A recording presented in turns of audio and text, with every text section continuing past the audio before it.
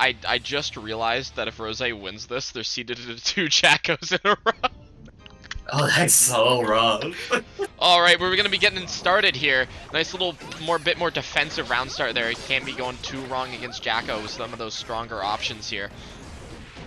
This is so rough for ABBA. We're gonna have to see how Rose can handle this against Please Fight Me. Getting the burst out of the way now is such a good choice.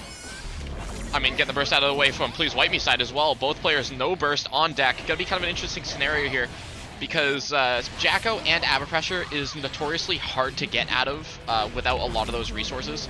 So kind of interesting to see how Please Wipe Me is gonna handle the situation coming up here. Seems like we're gonna be getting sniped. That super for the hard knockdown with all that Jealousy Rage leads to such offensive pressure. The fuzzies are very obvious here too, but the blocks are good. Now you have to handle Jacko pressure. It's 1 for 1, you know? Yeah, and we saw Rose go for that cross-up. As you mentioned, like, the fuzzies are inevitable. That is an interesting cross-up that I need to actually learn. It's a, what is it? You FD cancel the JH, go for a cross-up. It just ends up not working out for Rose's favor, and that is going to be Please Wipe Me, taking round 1. Yeah, the thing about ABBA mixing Jealous Rage is it's somewhat easy to predict because it's only high-low and left-right in cases. And we're going to have to see how the mix will be presented by Rose. Still got a little bit of Jealous Rage left. The thing is you, like, even if it is just that high-low and the occasional left-right, you can't block forever, and as you saw, Rose just cashing out all of that damage on Please Wipe Me, but now we're just having to hold all of this Jacko. Little PRC there, tries to go for something, ends up getting caught out by Reversal Super. That was such a good Reversal Super, even though it looked like Jacko was going to block. It worked out in Rose's favor, and we're seeing some very slow pushes here with no Jealous Rage. Yeah, this is a rough situation to be in. As you said, no Jealous Rage. There's going to be nothing on deck for Rose to take advantage of, especially with this FD out, having to not get hit by any chip damage. But that's a nice little throw to close it out, get a round of our own. Quite literally found the gap and took it into their own hands, getting that throw to get the round. We call it the round to start. You know, it's a good round start. Yeah, Ooh. clearly, it worked out. So interesting part about that hop kick is because there was dash momentum there, Please Wipe Me could have gone for that throw punish. Tried to go for a little bit of 2P and ended up getting caught out by ABBA's 4-framer. It's going to be Rose. Yeah. Rose clearly just wanted it more with that first game here. Medikit, I don't play either of these characters. I don't need to think like they do. How bad is this matchup? It can feel not great. It can feel not great. That's an amazing commentary. It can feel not great to play through, just due to the minions having to bat them out of the way constantly. Mm-hmm. But on the flip side of that, you know, Jacko also crumbles, you know, like a wet cardboard. So it feels like, you know, just another ABBA matchup, honestly. Yeah, just another sink or swim, feast or famine. We're going to have to see how Rosa can carry this into the second game. Is there any adaptation here? Seems like there is a bit indeed, just keeping that 6H and not doing anything with it, with a little bit of a frame trap there maybe. We're just kind of going with all this pressure. It is suffocating. Shimmy is back. This is so bad. Because look at all that Jealous Rage too. Heading into the wall break, getting the positive bonus with like 3/4. That's going to last a lifetime for ABBA. But as we're seeing Please Wipe Me here do, the second you hit ABBA once, suddenly all of that jealousy is gone. Rose just choosing to spend burst there just to keep some of that meter there, and I know you saw the those 5Ks, probably an unfortunate hop kick drop, not hop kick, the door super. Ends up getting it out anyway though. I think that was an interesting choice to use burst instead of YRC there, just to try to get out. Because we're going to have to see like if when this carries into this next round with no burst. Only takes one mistake for Rose just be trapped in block straight. But the same goes for Please Wipe Me now, because no burst. There's that YRC, as you were talking about earlier, just choosing to spend some resources to get out. Choosing to spend it defensively so we can kind of run our own game plan here and get some of that Morha back, because we are kind of low. It's A-okay, however, putting Please Wipe Me in the corner, uninstalling for that meter back. Ooh, that is minus. So good there. I like Please Wipe Me not that fighting is on the frame trap unfortunately there. nice. I mean, going for that Rekka follow-up was risky. Oh my god, ABBA health. But it seemed to pay out, because look at that jealousy rage. Yeah, just entering it. Oh my god. And the magic pixel takes it. That was an amazing air-to-air. I gotta admit. Abba got them air airs. Yeah, it's like some of her best buttons. I mean, it still worked out. is a crime. The JH is a crime. I think there's a lot of JHs in this game which are just not real.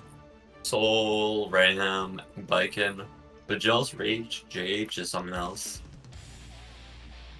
It's a great button, and I feel like it's something they should leave alone and not, you know, touch at in the slightest at all. They should actually murder it. Next patch, I want that thing gone. Alrighty, chat room, as you're seeing, this is a clear demonstration of the metaphor, you know, don't throw rocks if you're in a glass house. A-OK, however, Rose is throwing a lot more than just rocks. We're throwing bricks at a Jacko. You know, Jacko is not known to be the most impenetrable fortress, more just known for breaking down defense. Maybe we should. But just neutrals helps too, because yeah, there's a lot of options that Abba has to destroy the minion posts. It just depends on good reads from both players. No, maybe we should give Jacko Potemkin health. No. Just no. Just make a good point once, please, fellow co-commentator. Anyways, the jealousy rate getting cashed in, trying to enter the Mahara, say, from the old games if you have. Look at this pressure.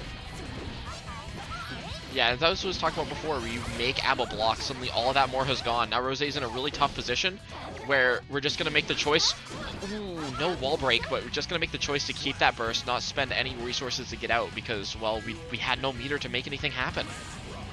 Yeah, I don't think they were considering if the 5D would connect, and decided to just go for the reset accidentally. Jumping over the 2P is such a good choice there with the hop kick. And we're seeing it here, yeah. And that's just Abba damage. But honestly, that wasn't that bad. Yeah, this is bad though. That might be death, actually. No, this is death. Yeah, this is death. Goodbye. Yeah. Next air here, I'll just get here. Sent to the Fatalis arena. And we're just going to see if Please Light Me, our resident Jacko here, is going to be sent to losers, because this is not looking good. This is looking real close to a 3-0, actually. But we've seen some clean game rate from Please Wipe Me. Definitely knows just you gotta make Abba block. You just have to. As you're just gonna see here, there's that hard knockdown coming out from that wall break. Gonna be no Morha on deck for Rosé. It's gonna be kind of hard to deal with, but we do have that wire seed. Gets spent immediately. I kinda like the decision not letting Jacko get any minions out in the first place. Like that FD though, we're pushing Abba out. That's kind of what you have to do, especially in normal mode, because you don't want to get caught out by the the Kara key grabs, just because you just loot those. The decision making not to take a swing at Jacko, believing that they were going to go for the defense option for the minion and then punishing with a throw, was excellent decision making. Yeah, Please Wipe Me just needs to make something happen. Rosé has no meter on deck, but there is that door super. Needs to block the mix. Goes for the deflect shield, does not find its mark. And that is going to be Rosé taking the first match with a clean 3-0. Trying to use the flex shield on a big 2025 is kind of unfortunate, not gonna lie. Yeah, that was, as you see in the replay, that was just kind of a tragic, you know, that's tragic spacing. Alright, we are getting started. Alright, good to know. Amazing players, you know, this is the true professionals of the game. They don't even wait till we say start to go. Damn. Alright. Anyways, and we're getting started here. It's at 5P. Pod has a lot of quick buttons you can just throw out with massive hitboxes. It kind of works out on a round start here. Kaneda starting off with that, you know, that's kind of Shin game plan here, just that rush down. Sin 6P is kind of broken, I don't know. I think Sin is kind of broken. Let's just start from that. I like the decision from Vortex earlier to burst when Sin had no calories, but the approach option just didn't work. I think the main deciding factor is like how Vortex can work around, you know, the unique meter management that Sin has to go through.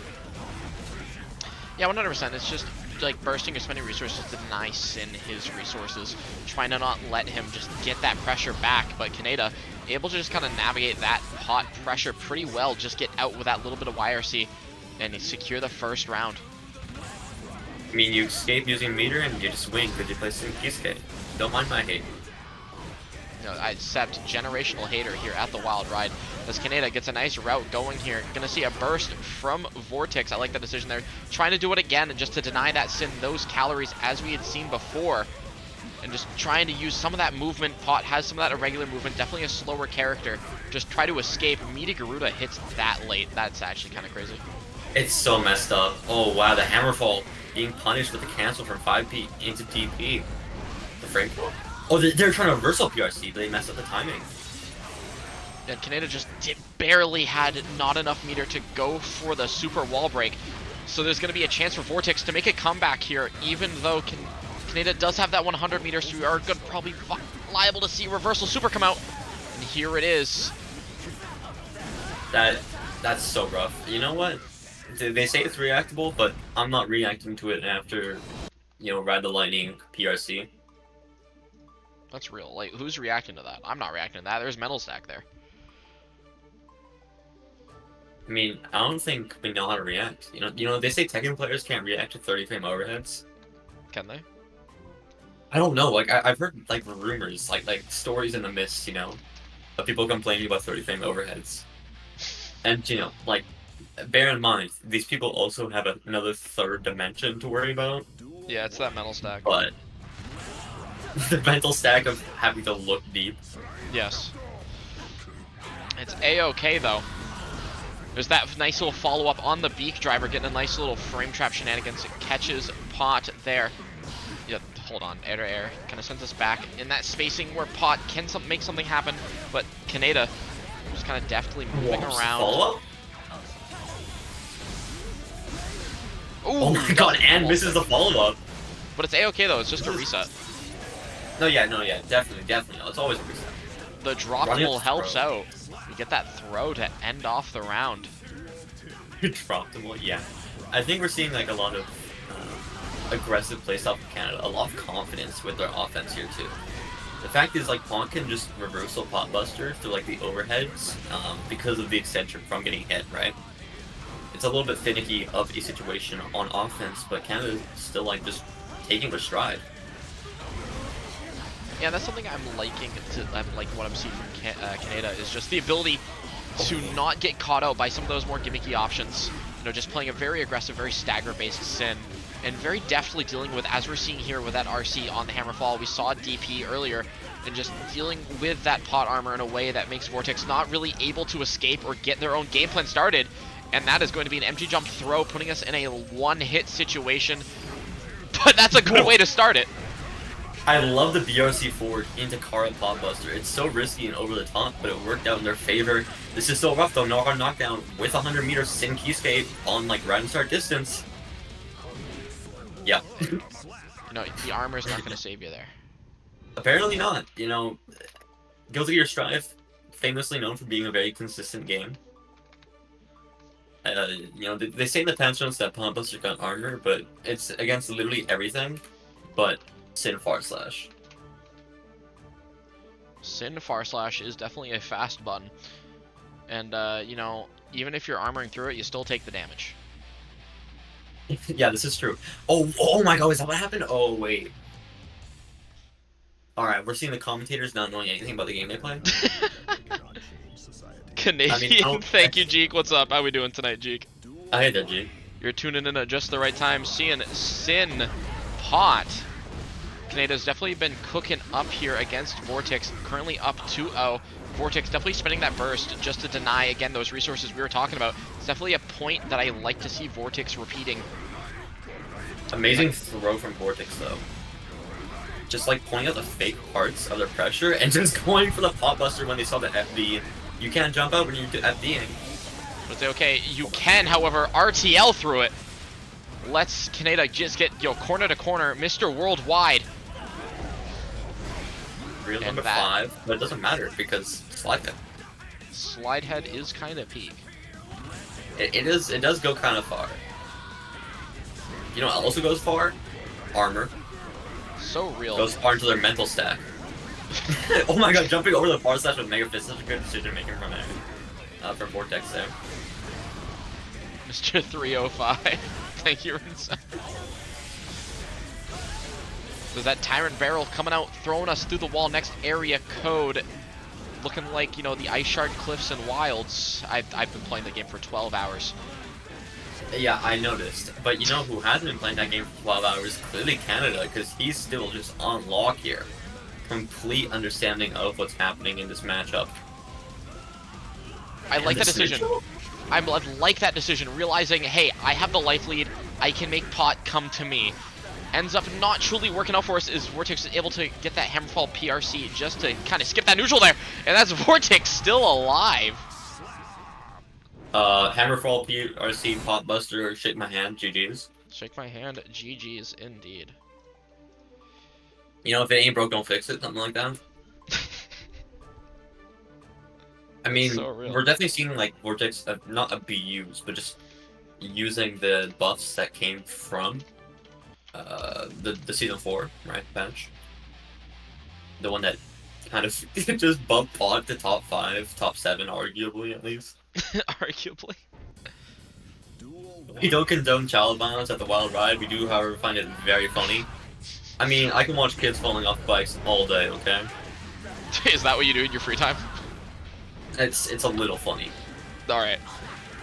Oh, we saw that decision before, going into that beat driver there just to beat out that slide head armor, or just that armor in general. Ends up working out for us this time. Canada definitely has found ways just to deal with that armor pretty deftly here. Vortex, as we saw, definitely made some very good adjustments. As we saw in the previous round, catches that backdash with that slide head, gonna let us get all of that pressure set up. Ooh, that PRC doesn't save us now. Mega Fist beating 6P for Sin Kisuke of all characters is so scary. Doesn't matter though. Hold my wall to wall. Not wall to wall, but mid to wall. Very fast, 7 hits. Damage Hold my happens. B&B. Hold my B. That is literally B&B, by the way. Getting a nice clean throw, noticing that the FD was coming out. You can't set throws when you're FDing.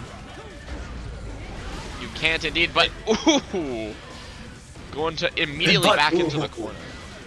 Yeah, immediately back in the corner. This is Sin pressure. Good idea to burst before the wall stick. But I would have loved a hard knockdown. Oh my god, these IBs are on point. Jumping around, using their meter to make up for the deficit in, like, calories. Okay. Oh, I like that decision there. Just going, we've seen that before, that empty jump low. There's that wall break, gonna have that positive bonus. Puts Canada on a one-hit scenario. And that is Canada moving forward over Vortex in a 3-1. Vortex definitely made some great adjustments, definitely played very well. But Canada just, you know, really just cooked up and immediately just adapted. Yeah, no, Alright, we're getting into our next match here. I'm going to take us away as we enter into our next Winners Round 2 match. We got Balling Blender on the Biken, and we got Straw Bellafang Valor on the Leo, two very strong players. Ooh, nice parry catches out there. Immediately puts it in our win con. Do us for that parry, maybe expecting Valor just to start swinging. Valor definitely showing some patience early in the set. Yeah, no, it seems like, I'm just gonna call him Balling because it's funny, is like playing very aggressively to try to understand Valor and just get the advantage early on, especially in the mental. But look how patient Valor's playing. Yeah, Valor definitely not wanting to get caught out by any of those parries, but we end up getting it out anyway. Maybe notice that the back turn offense was going to be a bit more aggressive, and we've just been on point with these Sept. Yeah, there's been so many DPs that have been dodged but not punished, but this is the first one with that backdash. It was honestly very clean movement, and I mean, we're seeing Balling just take this first round through pure intuition and understanding of the opposing player. That was a brave round start as well, going for that slow Escamari, just get that tether applied immediately. Maybe knowing or just reading that Valor was going to go for a more defensive, you know, a little bit of a 6P stubbier option. Ended up working out for us. This is kind of unfortunate though still for Balling, because now you just have to hold the player. Or don't, I mean, be my guest. You know, sometimes you don't. Fireball immediately. Ooh, went for the slower option of the guard crush. Ends up getting caught out by a far slash on wake up. It's a-okay. Both players had 100 meter, and that's a Leo 2D trade. Gonna be evening up the rounds for Valor. Full burst for both players going into this last round of the first game. God. Okay, we're seeing a lot of DP. Baiting the burst there just to keep them in the corner. No proper punish, but it's fine because that is not fine, actually. I lied. They got traded back. It's gonna hurt. Never mind, it's gonna drop. I shouldn't say anything. It's literally the commentator's curse. You keep cursing it. Ooh, nice little JH getting us a little flash kick route here, setting up. We are Kai Kisuke. Gonna be getting a nice little corner route here, trying to put Balling Blender in the Leo blender. Clearly, I mean, you know, a gun may be strong, but have you seen my back turn dust? Okay, we're seeing the pressure here with the tether. It seems like Balling is playing very like cautious of the DP, but clearly Valor is not a Vikin's own reversal. With a nail biter of a nail biter of a first game. Valor currently sitting up 1. And I know this was a matchup Valor had trouble with, Sept. I don't follow Valor. I don't know what they're a fan of or like what they struggle with because I'm never gonna support Leo players. That's crazy. You're just hating. But if this is a matchup they struggle with, then clearly we're just seeing Balling either getting like just out knowledge checked or just being wrong. Hey, sometimes that's how it be. There's that flash kick coming out from Valor. Gonna be putting it.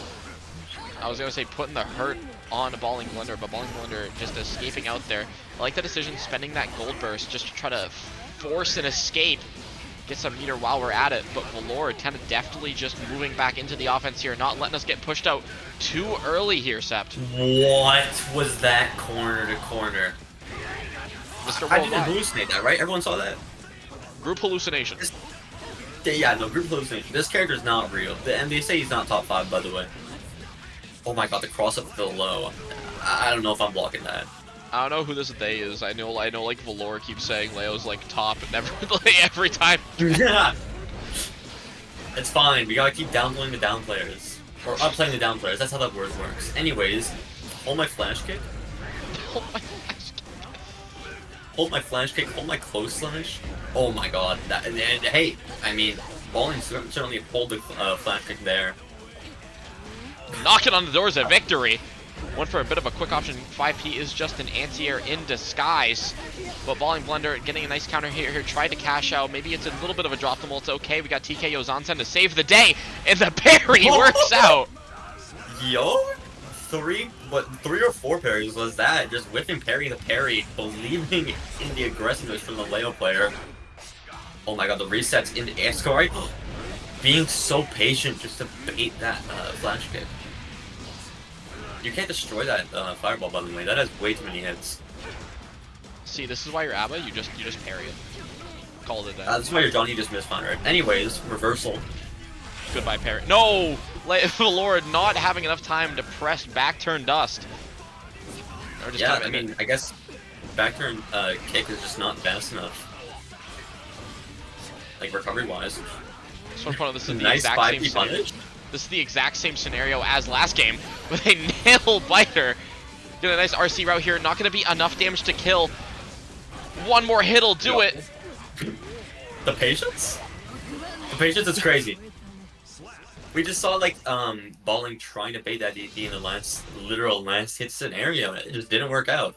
Yet again, Balling's like playing so respectfully and trying to understand Valor, and Valor's just like any good Leo player, a freak of nature. A freak of nature. You know, these are people you shouldn't just ever watch and like be like, I should play like this person. Yo, Sept the type of commentator to like see someone block tap dust and go, that's a homunculus. That is homunculus. No, yeah.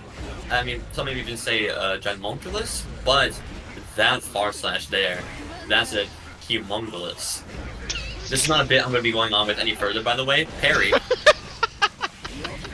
Let's go, we see the flash kicks. And that's one The thing flash kick is so good. That's one thing I've been seeing, Sept, from both these players is, you know, Valor just really represents that flash kick. At the same time, you know, as we saw Balling do, just 3 parries in a row. Does not matter if it whiffs. Third burst is the same as the first. I mean, we're seeing just so many of the repeats of the exact same scenarios, but they're all being approached in different ways because of the adaptation from both players. And it puts us at Valor's set point with a little JD. You know what? Sure, why not? I mean, sure, why not? Yeah, just bait that parry, but throw. If it ain't broke, don't fix it. Whoa, wait, that's plus. Oh, it is? Hold on, I actually didn't know that. Yeah, it's a messed up super. That's plus projectile full screen. Flash kick there is so risky. I love the decision making. Not going for the bait on the burst. 1 hit left. Flash kick is still available. There it is. There it is. Oh! Go back dash. And that is going to be Valor moving on 3-0. Like, again, that was a 3-0, but it was close. Like, the first 2 games genuinely could have gone anybody's way. I think, yeah, there was a little bit of mental stack for Balling there. Yeah, Matt, they just don't. That's real, though. You know, that's pure hatred. But it's okay, Yeah, we got our next match queued up. We got Gavin on the Ram and Leahy, a Wild Ride regular at this point, on the Ram. Sin Ram. You know, it's an amazing yeah, you got this gameplay. right. This is a canonical child play fight matchup, by the way. This is just sparring. Oh my god, that cross is so rough. It's terrible. Yep. You get hit, you get cooked. I don't block that. No, I don't either, I'm not gonna lie. It doesn't matter though, because look at these 50-50 between strike throw. Backdash doesn't work, you're too slow as Sin. That backdash lasts forever. It's not a good defensive option unless you're gonna BRC it. And that lets Leahy get a first round and get started with a nice little JH to start us off in the second round here. Goes for that tech, maybe a bit of a risky option with that sword there, but ends up working out for us. That is just a read. Yeah, we're seeing just like Gavin not going fast enough to catch Leahy with less swords, right? Because you have to expend swords for pressure, but if you're not punishing a Ram when she has less swords for just having worse neutral and worse damage, that's kind of your fault, not gonna lie. Generational hitter. Yeah, see right there. That was far slash, but it just did not exist because there was no S sword. Doesn't matter though, because look at this. Yep, baits a throw. That's just conditioning in game 1. We saw it earlier with Leahy getting the throw off that 50-50, and then in this final round for the first game, they decided to go for the bait. Yeah, and that ended up working out pretty well for Leahy. Just definitely, you know, representing that throw immediately, and then Gavin probably expecting it, you know, the next time. Just not ended up working out for us here. Everyone's cheering on Gavin right now, and someone said it's a favorite or strongest Ellen Joe soldier. I think we forget the top player is for Potemkin is Ellen Joe's slave, I think, if I remember correctly. You see, I didn't have maybe I'm lacking critical information. I just didn't know this. No, yeah, don't worry about it. You don't need to worry about that. You're too young. Anyways, you know, it's not too young. This Daro with the minus frames, it's way over drinking age. Okay, Rekka. Yeah, basic B&B. The pressure here is a little weak though, because you only got 1 sword. It's okay Just though. have to move on the meter. It is A-okay, at least for Gavin. Gavin definitely appreciating the lack of swords there, but there is no scaling on supers as a starter. Ooh, and that's another situation I've seen in a clip, Sept, about YRC just clashing with that sword, kind of negating that projectile. Definitely a good option against Ram, but Leahy says, ain't no thang, taking the round anyway. No, definitely. I think the YRC was a good choice there. It just didn't work out in Gavin's favor. I know Gavin's been playing a few characters, actually. Last time I fought them, they were on Happy Chaos, so I wonder if this is a thing of inexperience, but if we're talking inexperience, we can talk about how Leahy just dropped that route. That's either, you know, they could be a result of, you know, just not knowing the route, or, you know, again, it's a top 8 qualifiers match. You know, it's tournament nerves pop up as well, mental stack. As general, just, you got a lot of things to be thinking about. This is true, this is true. I mean, if we're going to talk about mental stack, we're going to talk about what Gavin wants to do here with no burst on game 2 already. Yeah, that kills. Why'd you press? Why'd you press? Probably thought that maybe Leahy was going to go for maybe that throw option there, as we've seen, you know, just kind of that throw come out. Pretty interesting scenarios there, but that's a Rekka 3. Just kind of a You're not going to throw in press. Rekka 3. That's not how that works. You could though. I don't know. No. Either way, we were looking for more, just looking to press out, looking for maybe a bit more of a passive option. Just ended up not finding its mark. Certainly happens, you know. Hey, it happens to everybody. You know, you try to FD, you get a button instead. I mean, if you don't have a bind, like, an absolute crane, that's fine. Oh, no H sword here is so rough. Ooh, nice catch on the backdash with the hoof stomp. Gonna be putting Gavin in corner here, ready to set up the pressure, but Leahy able to escape with that flip. I know that's something we see Leahy do a lot and do very well, is just use that flip as a movement option to escape the corner. But hey, you know, now we're just in the other corner, gets hit by that hoof stomp. Grabs a 6H. Oh, tries backdashing the rock, but the Hawkbaker, you're just too far to hit that. I think those are a little bit reactionary plays, like instinctual, if not muscle memory. With that YRC too, it's like you're playing so aggressive, but you very much can and will get punished if you keep this up. What about case in point?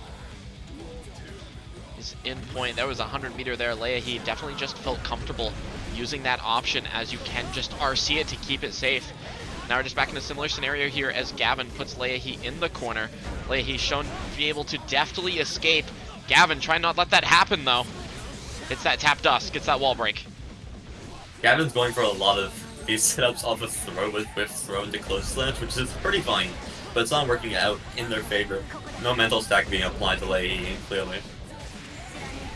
You have to burst during here at some point though, because normally that should super wall break. Maybe Sept can take the 15-meter for a different plan. Against Sin with a 100-meter, they can just full neutral skip. With or without calories. Aoki here gonna be going potentially for a burst bait, does not find its mark, went for that 6H. PR sees it, Gavin trying to find an opening somewhere. And the opening has been found, but we have no stamina to make it kill. Just tries to jail, and that throw is going to take it for us. Gavin's still alive, still making a mark, trying to find a way to stay alive, take a game of their own. Yeah, excellent way to close out the round there with the throw. And it's kind of like a desperation play from Gavin just to close that out. Because the damage is stacking already, and if Leahy wins this, it's going to set Gavin to losers and Leahy to winners top 8. Okay though. Gavin trying to make something happen, just playing a bit more defensive. There's that counter hit burst, is not going to come back in time, and that is going to be Leahy moving on 3-0 to get into our winner side top 8 for tonight. Amazing play. Yeah, that was certainly a set. I think obviously very dominating performance from Leahy there, but also just because I've seen SCFO on like Twitter, right, in different brackets, and just thank you Shregio for saying I think potential win. Very insightful. All right, we're getting into our next winners quarterfinals match here, top 8 qualifier. We got S Gifto on the Potemkin fighting Ember, also on the Potemkin. I know it's the colors are kind of messed, you know, it's just Potemkin. It's a lot of Potemkin. I will make sure I have the names all set up for us here. Oh my god. Then another Potemkin buster from just the first one. Clearly already getting the mental stack on Ember. And taking the first round with a perfect, very dominating lane. Hey, Ember's the first one to react to that air-to-air. It's that heat knuckle going, but Gifto with a response out here. Just running the Potemkin pressure of their own. Nice backdash on that 6K. Puts us at a distance where we, you know, aren't going to get sniped by Potbuster, but, well, it's a mirror. You know, you want to be effective where your opponent's also effective. So I feel like this matchup in particular is kind of strange. I mean, yeah, like all mirrors, it's a little bit awkward to play around. We're seeing Ember go for the burst, just try locking out the options. Hello. Okay. Yeah, you can just RC Potbuster and get away with it for free, right? Okay, the Pop Buster catch the 5P check. No proper follow-up. Goes to that gold burst immediately. But hey, you know, that's a big wall. I mean, yeah, that. Insightful commentary. That is a big wall. It's just a big wall. I want to know that we dropped viewers as soon as Potemkin mirror came up on stream. Hey, you know, it's a good mirror. You know, sometimes people just can't handle peak. We can't handle peak fiction, and we're gonna have to see if Ember can handle peak Pot Buster from Esgifto here. I think like this is one of the like with mirrors you can always say the other person gapped, right? Because it's the exact same match. But yeah. slide head catch the riffs. You know, they got the same tools that, you know, every other person does on that character. So it's someone who's like really good at the mirror. I feel like is a different breed. Like they're just built different. They just know more. Ooh. Oh my god. The classic hammer fall. It's a Pop Buster. The pressure here is so rough though. Jumping out as soon as I saw the gap. Amazing choice from Esgifto, just being aware of the pressure Ember is trying to set down. And look at all this meter for Esgifto. This is rough. It's going to be rough indeed, and we have meter to RC it. And that is going to be Gifto taking the next round, looking to get up 2-0 over Ember. Definitely a nice BRC to make sure that route goes through. Yeah, I'm not a fan of how close that was to not killing. I think this character has a little bit of health, but it doesn't matter because Pop Buster's still Pop Buster. That wall stick is so unfortunate, but the miss is even more. Oh my god. Definitely tragic. And there's that Buster PRC. It's an insanely strong tool. This is a situation here where you get that 6P, lets Ember keep that pressure safe and going. Gonna get a wall stick of their own. Just go for the reset. I love the choice, man. Oh, fell into the Buster. You just have to watch that. That's so messed up. You know, fall into the PRC back. Like you already used all your movement options in the air, and I don't think Potemkin and JD would have saved them too because of the recovery, and it would just hit the armor. Truly, just an unfortunate definitely where he just didn't want to go back. Yeah, the active frames into Pot Buster there just kind of led to, you know, falling into the command grab, you know, fall into the loving arms. The loving arms of Potemkin, the classic. Just trying to give you a hug, but oh my god, the exact same rounds that we saw earlier, and again, Ember's reacting faster. Great minds think alike. Ember just knows it's happening. Running some very tight pressure here. Nice spacing. Gonna put us in a scenario here where either another Pot Buster or the next hit will kill. And that's a wall stick. No chance to burst anyway. And we see Ember here just gain their own perfect. You know, Esgifto had one at the very start of the set. And it seems like Ember's trying to go 1-for-1 with them. We see Ember try to take advantage of that spacing, as we saw earlier, just try to stay out of where that 5H is going to land, and then try to maybe take advantage of it with a button of their own. But again, as it's the mirror where your opponent button whiffs, you're also going to whiff, so it's kind of a rough situation to be in. But hey, we're making it work. Gold Boost on the Garuda Oki. Just trying to get that positive bonus, but clearly didn't work on your favor. You didn't RC that. You're getting Pop Bustered and happening it twice. Getting Pop Bustered twice is incredibly unfortunate, but it's just called guessing wrong. And I think like something we're seeing here is, you know how Potemkin when they're doing pressure, they'll just jump into the air? Yes. And then do like a JSJH, right? Because it's just so like unprecedented. You wouldn't expect that Potemkin was a grappler to go into the air when they're pressuring you, right? But you can't do that against another Potemkin because they're just in a heavenly. And that is true. That just limits your options way more than you would like.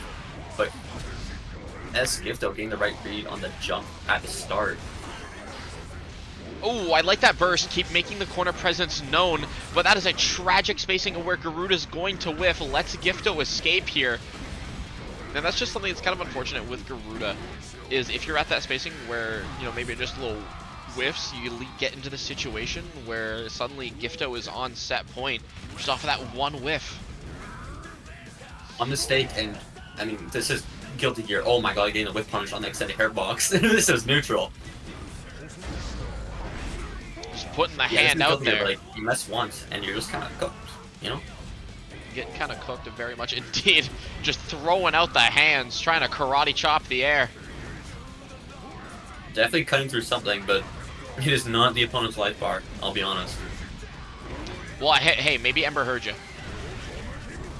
Yeah, that is my fault. Yet again, commentators cursed with the 2K3D trying to get into this loop. And that is Ember still alive. Evening up the rounds yet again, looking to even it up 2-2. I love the aggression there. Just go for as many pop busters as they can. They have the meter to make up for the failures if they whip, right? But backdashing that blue Roman cancel, clearly getting used to Esgifto's habits and catching up with the pop buster. Speaking of pop busters, Ember gonna get hit with a pop buster. It feels like it's been a hot minute since that one's come out from Gifto. Ooh, nice JD escape. Ooh, the red RC to side swap again. The deflect shield is such a good choice there because it beats the medium, right? But Ember has burst, so you're just gonna burst out of that, and now you're neutral. Flicking, playing table tennis into pop buster. Like we're seeing like the ping pong ball go around and round there. Round and round. Round and round. Insane reactions from both players just to keep that going. But the first, like, I love how Ember flicked it back after Esgifto flicked it back to the right, and then immediately went for the slide head just to take as much space as possible. Ends up working out for us. Yeah, I'm still like flabbergasted by just the flick on the slide. I didn't realize you could flick slide. You never know. It's a good projectile. You can't have it. Oh my god, jumping on the pop buster. It seems like Esgifto's so commonly right on these reads, but they always press afterwards and get caught by the purple Roman cancel. Yeah. I know Shreglo's popping off in chat right now. That armor letting Ember be on set point. That was trailer footage, I'm not gonna lie. Oh, unfortunate heat tackle. Gonna put Ember in the corner. Nice counter hit 2D. We're gonna be starting out here just with that tight Garuda pressure that we've seen definitely from both players here. There's that double Garuda yet again. There's a pot buster.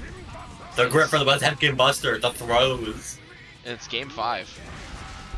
I mean, no, yeah, this is game 5. Set point for both players. Very close. And we're going to have to see who could take it here with this pressure from Esgifto.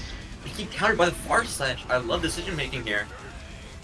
The blue form, Wildassault missing is so rough. Oh. The Mega Fist barely hitting. Gains of the pressure. Catching the escape option attempt. And just going for that soft knockdown, not going for the gigantic Kai. Mega Fist round start.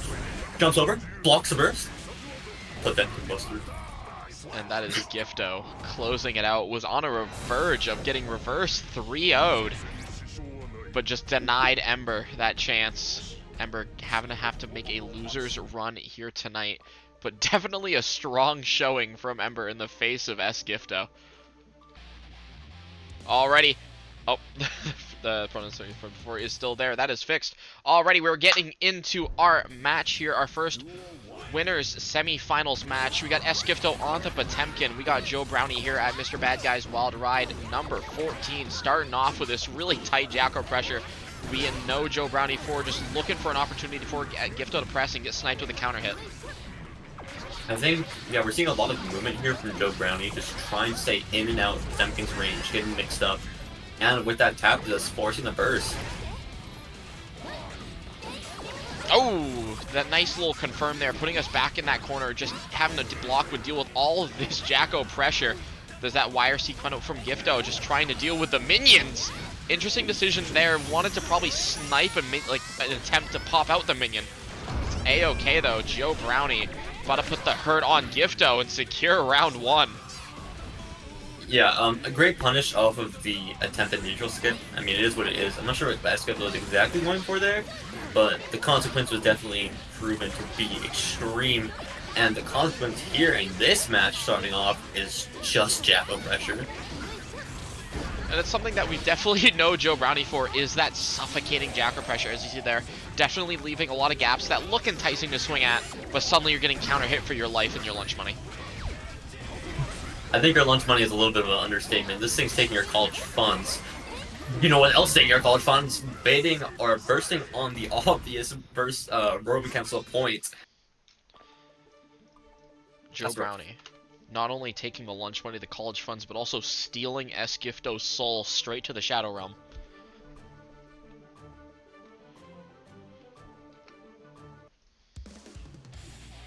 Alrighty, we're getting into our next game here. Joe Brownie with a convincing game one.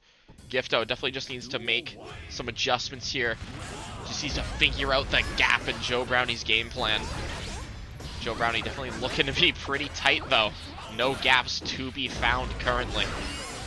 I mean, you say that, but we still see Esgifto getting counter hit. I mean, the entire gimmick with Jacko is putting in gaps and getting those stagger pressure, looping fake pressure again and again, and just running back with a minion. Oh, there's that armor coming out, letting that slide head snipe a couple of the minions. It's definitely like seeing like Esgifto starting to use Potemkin's abilities more, but clearly not enough because this is farm knockdown with the super wall break. Definitely gonna be a rough scenario for Gifto here as the run-up throw. You know what, That's works. crazy. You know what? If it ain't broke, don't fix it. I don't even think there was an FD from Esgifto there. They're just going for a raw. I love the confidence from Joe Brownie. That's something we see from Joe Brownie a lot, is that just pure confidence. I remember, if you remember last week, you know, Gold Lewis Laser came down, and all of a sudden Joe Brownie's just running up trying to throw. I mean, clearly, just, look at that, trying to beat the burst and just getting thrown as punishment. You burst in the exact same spot again, Esgifto. Come on. It works out. Joe Brownie getting that bait again. Esgifto clearly has nerves or something else in play because they keep going for the most predictable bursts possible. Well, the problem It's there fine. is, what happens is that 2K2D typically is a fine burst point, just due to the fact that, you know, otherwise, if you don't have meter, it just ends up working out. But Joe Brownie, unfortunately for Gifto, just has that meter to RC it and get that burst bait every single time. Yeah, I would be just keeping track of that meter personally, but again, top 8 scenario. Yeah, it's definitely that nerves coming up.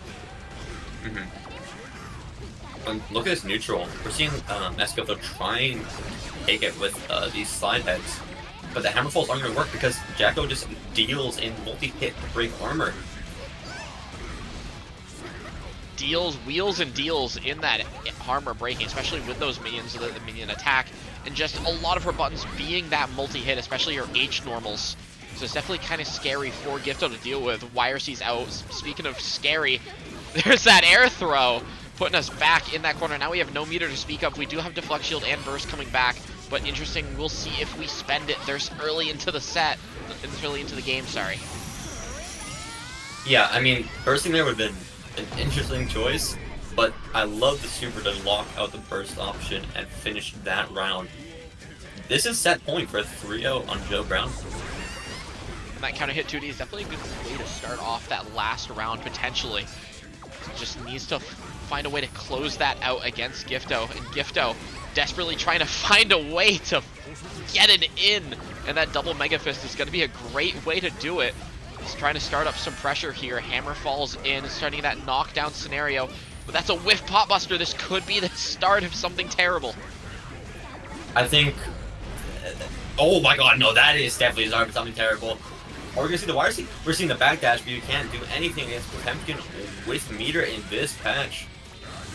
All I want to say, by the way, is I saw PRC potbuster, and then Pot got enough tension back to PRC heat knuckle. Yeah, don't think about too much, just fast PRC, okay? Okay, I love the slide hit here, just trying to catch Jacko when she's on the ground. But it's not doing enough because Joe Brownie's alternating between staying on the ground and staying in the air, trying to just catch Esgifto whipping these slide heads and taking their turn. That's interesting there. What was it? Heat tackle. There we go. Just lets us get it in. Tries to read maybe a jump off Joe Brownie for like a minion toss. Ends up not finding it. There's a pot buster.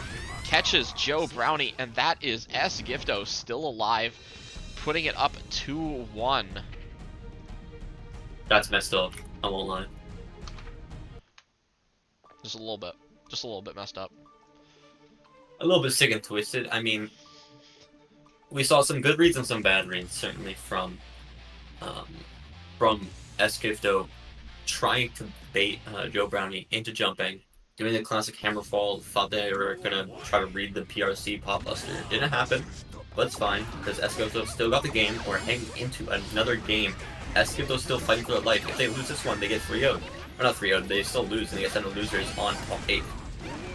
But that pop buster is a good way to not have that scenario happen, taking out so much of Joe Brownie's life. Jacko definitely not known for her HP, and that double pot buster's gonna take Gifto up around, trying to quickly get it to 2-2. 175 damage, by the way. I think we forget that number. More damage than the average super. And especially in a scenario where, like, average, I'm pretty sure average, before, like, the effective and the guts changes, health is at 420, so that is just such a tragic amount of damage to get hit by.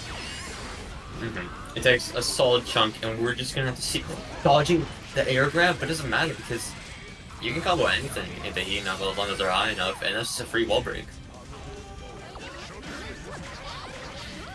That double minion attack just catching Gifto, pressing a button, and we see that bravery from Joe Brownie again, just trying to run up throw, has to PRC it to keep it safe, lets us just this pressure set up. Any hit'll do it for, I guess, both players at this point, but that tap dust is gonna let Gifto even it up 2-2, put us in a last game scenario, last game, potentially last round, especially with how Gifto is playing. Definitely gonna be interesting to see. I think Joe Brownie's going for this YRC base a little bit too much, not gonna lie. Like, we see a lot of the stagger pressure with no high lows, no actual strike throw, trying to bait the YRC to get the punish, but Esgifto's playing very cautious with their YRC, and only using when they have a, like, confirmed point.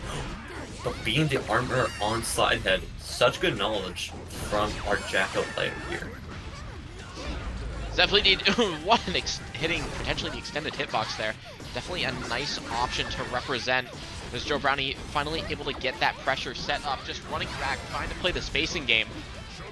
Not able to find some pressure starting there. Gets caught running away with Hammerfall. Can't run away forever.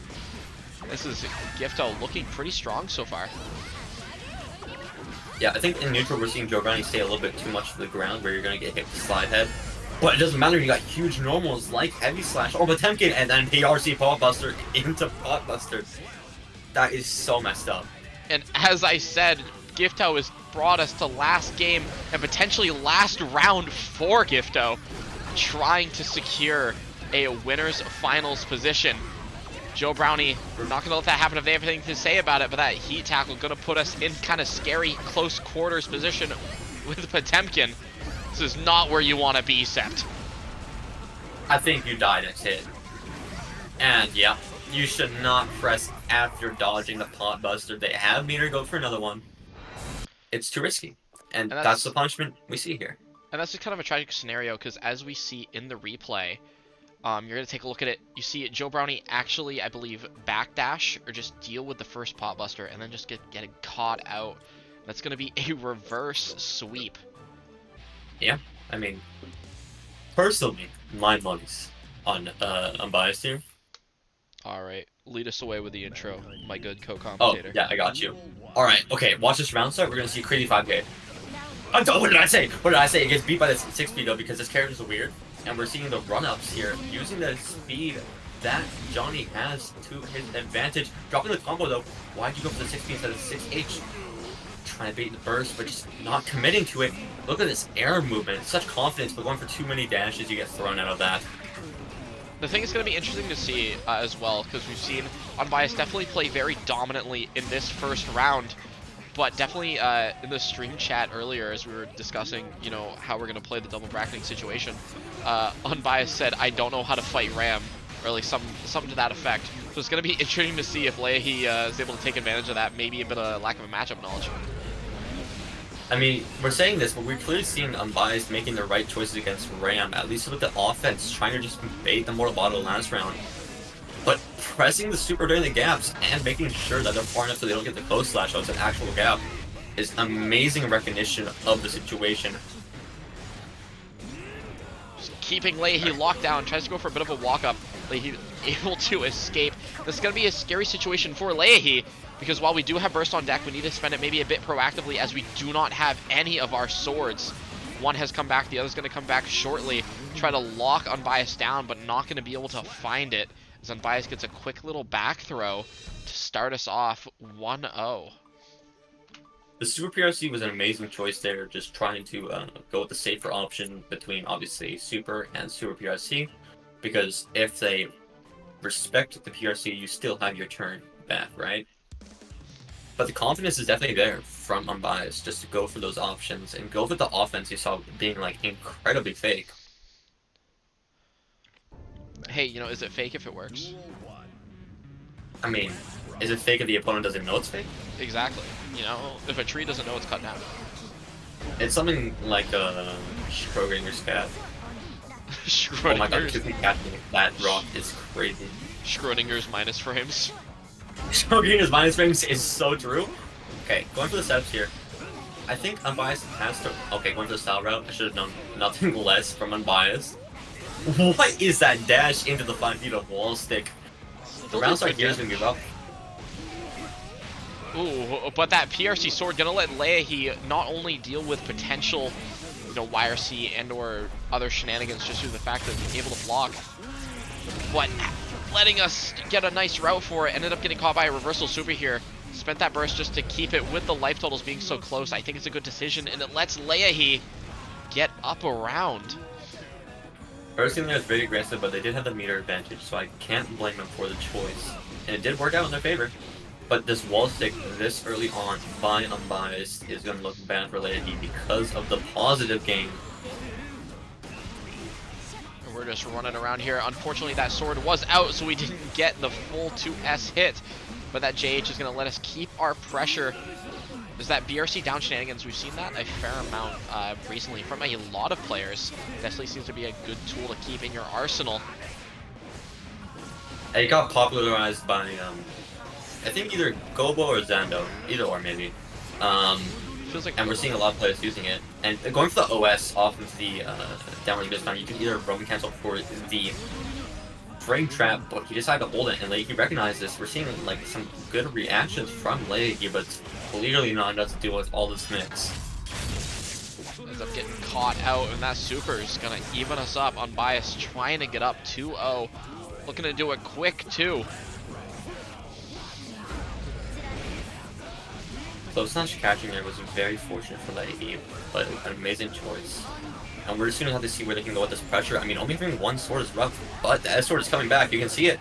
Put too much of a gap. There's that locking down with the S sword. Went for that shimmy. Probably was looking for a throw attempt. That rock trade's going to be pretty good for Leahy, actually, as it does get some damage and lets us keep our pressure. No burst going to be on deck due to that early wall stick.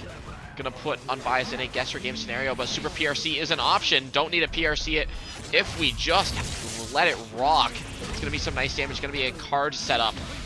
And look at the route coming on. We got White Wall to slow chat. I know you see the routing. Oh my god, why'd you go for the hold dust? Anyways, that's so risky for no reason. Oh my, and not going for the burst phase. Rough there. And of course you get punished. I mean, it's what happens. We saw them running there being definitely excellent from Unbiased there, but too many resets choices. Just trying to go for as much damage as they can. Yeah, and a quick little that little JS and that far slash from Leahy just to close that out. Definitely took advantage of that charged dust whiff. Yeah, that wasn't the punish like that. Well, it's debatable if he should have gone for that punish, but it didn't work out in his favor at that point, so it is what it is. Is it fine if we do Valor and Ember set before mine and Joe Brownie? That's fine. Yeah, we can run that. That's fine. Alright.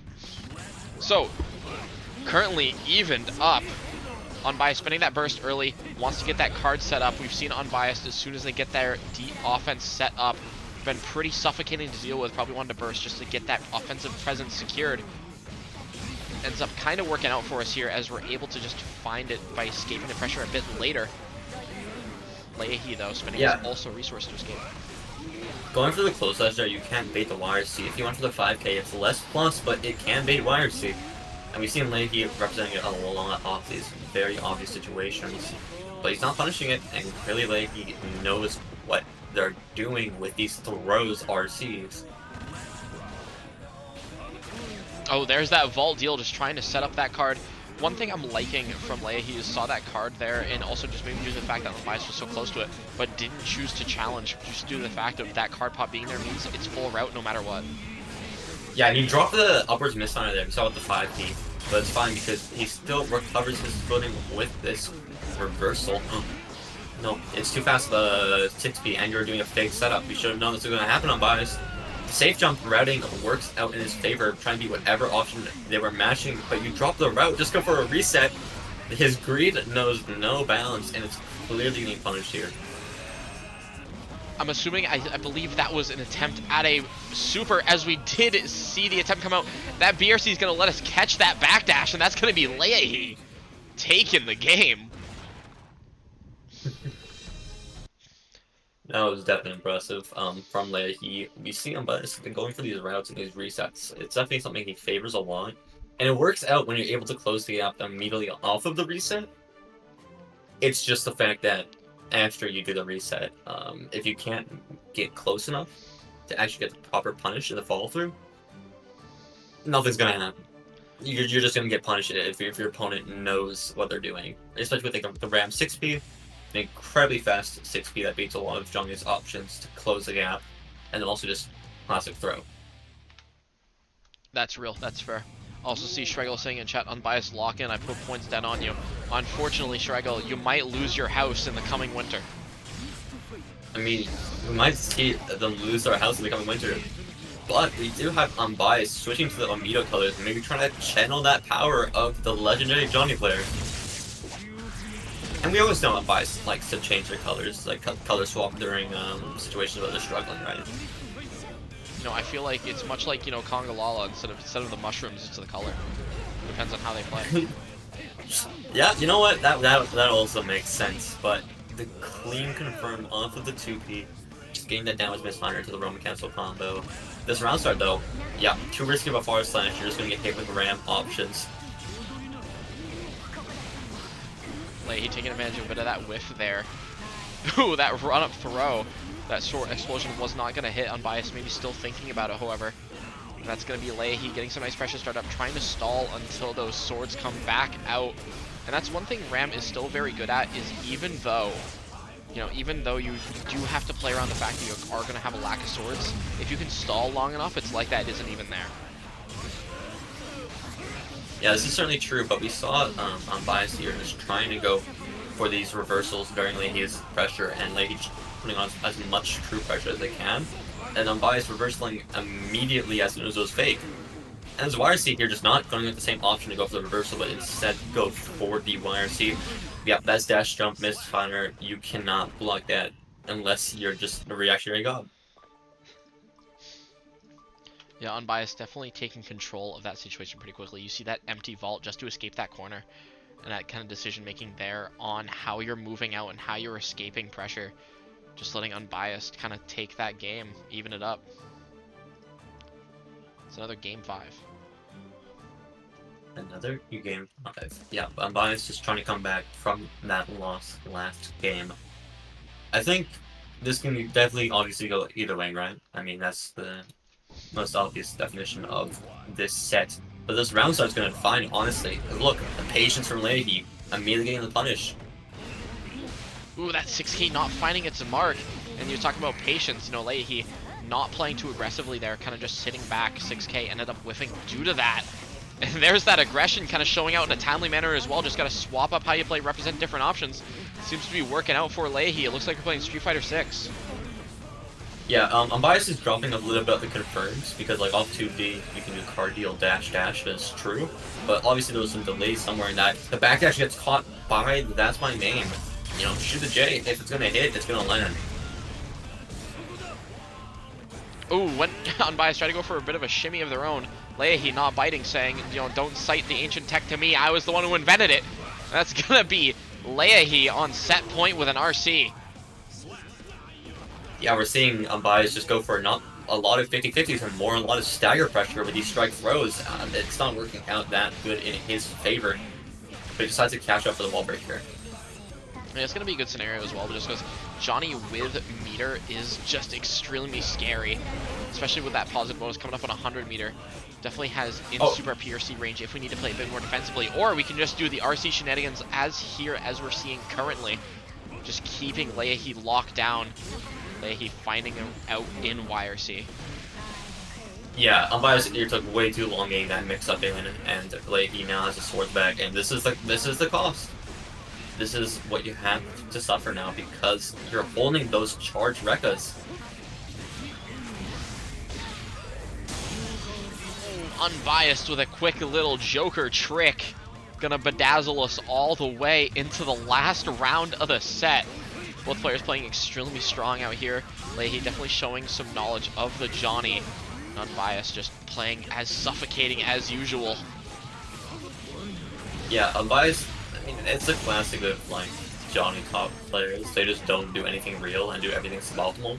And it's working out.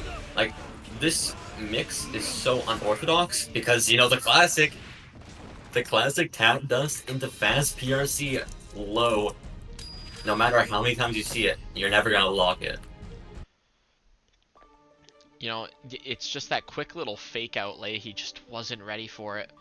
Get it twisted. We got Ember on the Potemkin versus Valor. I'll take us into this match here on our losers top 8 round 1.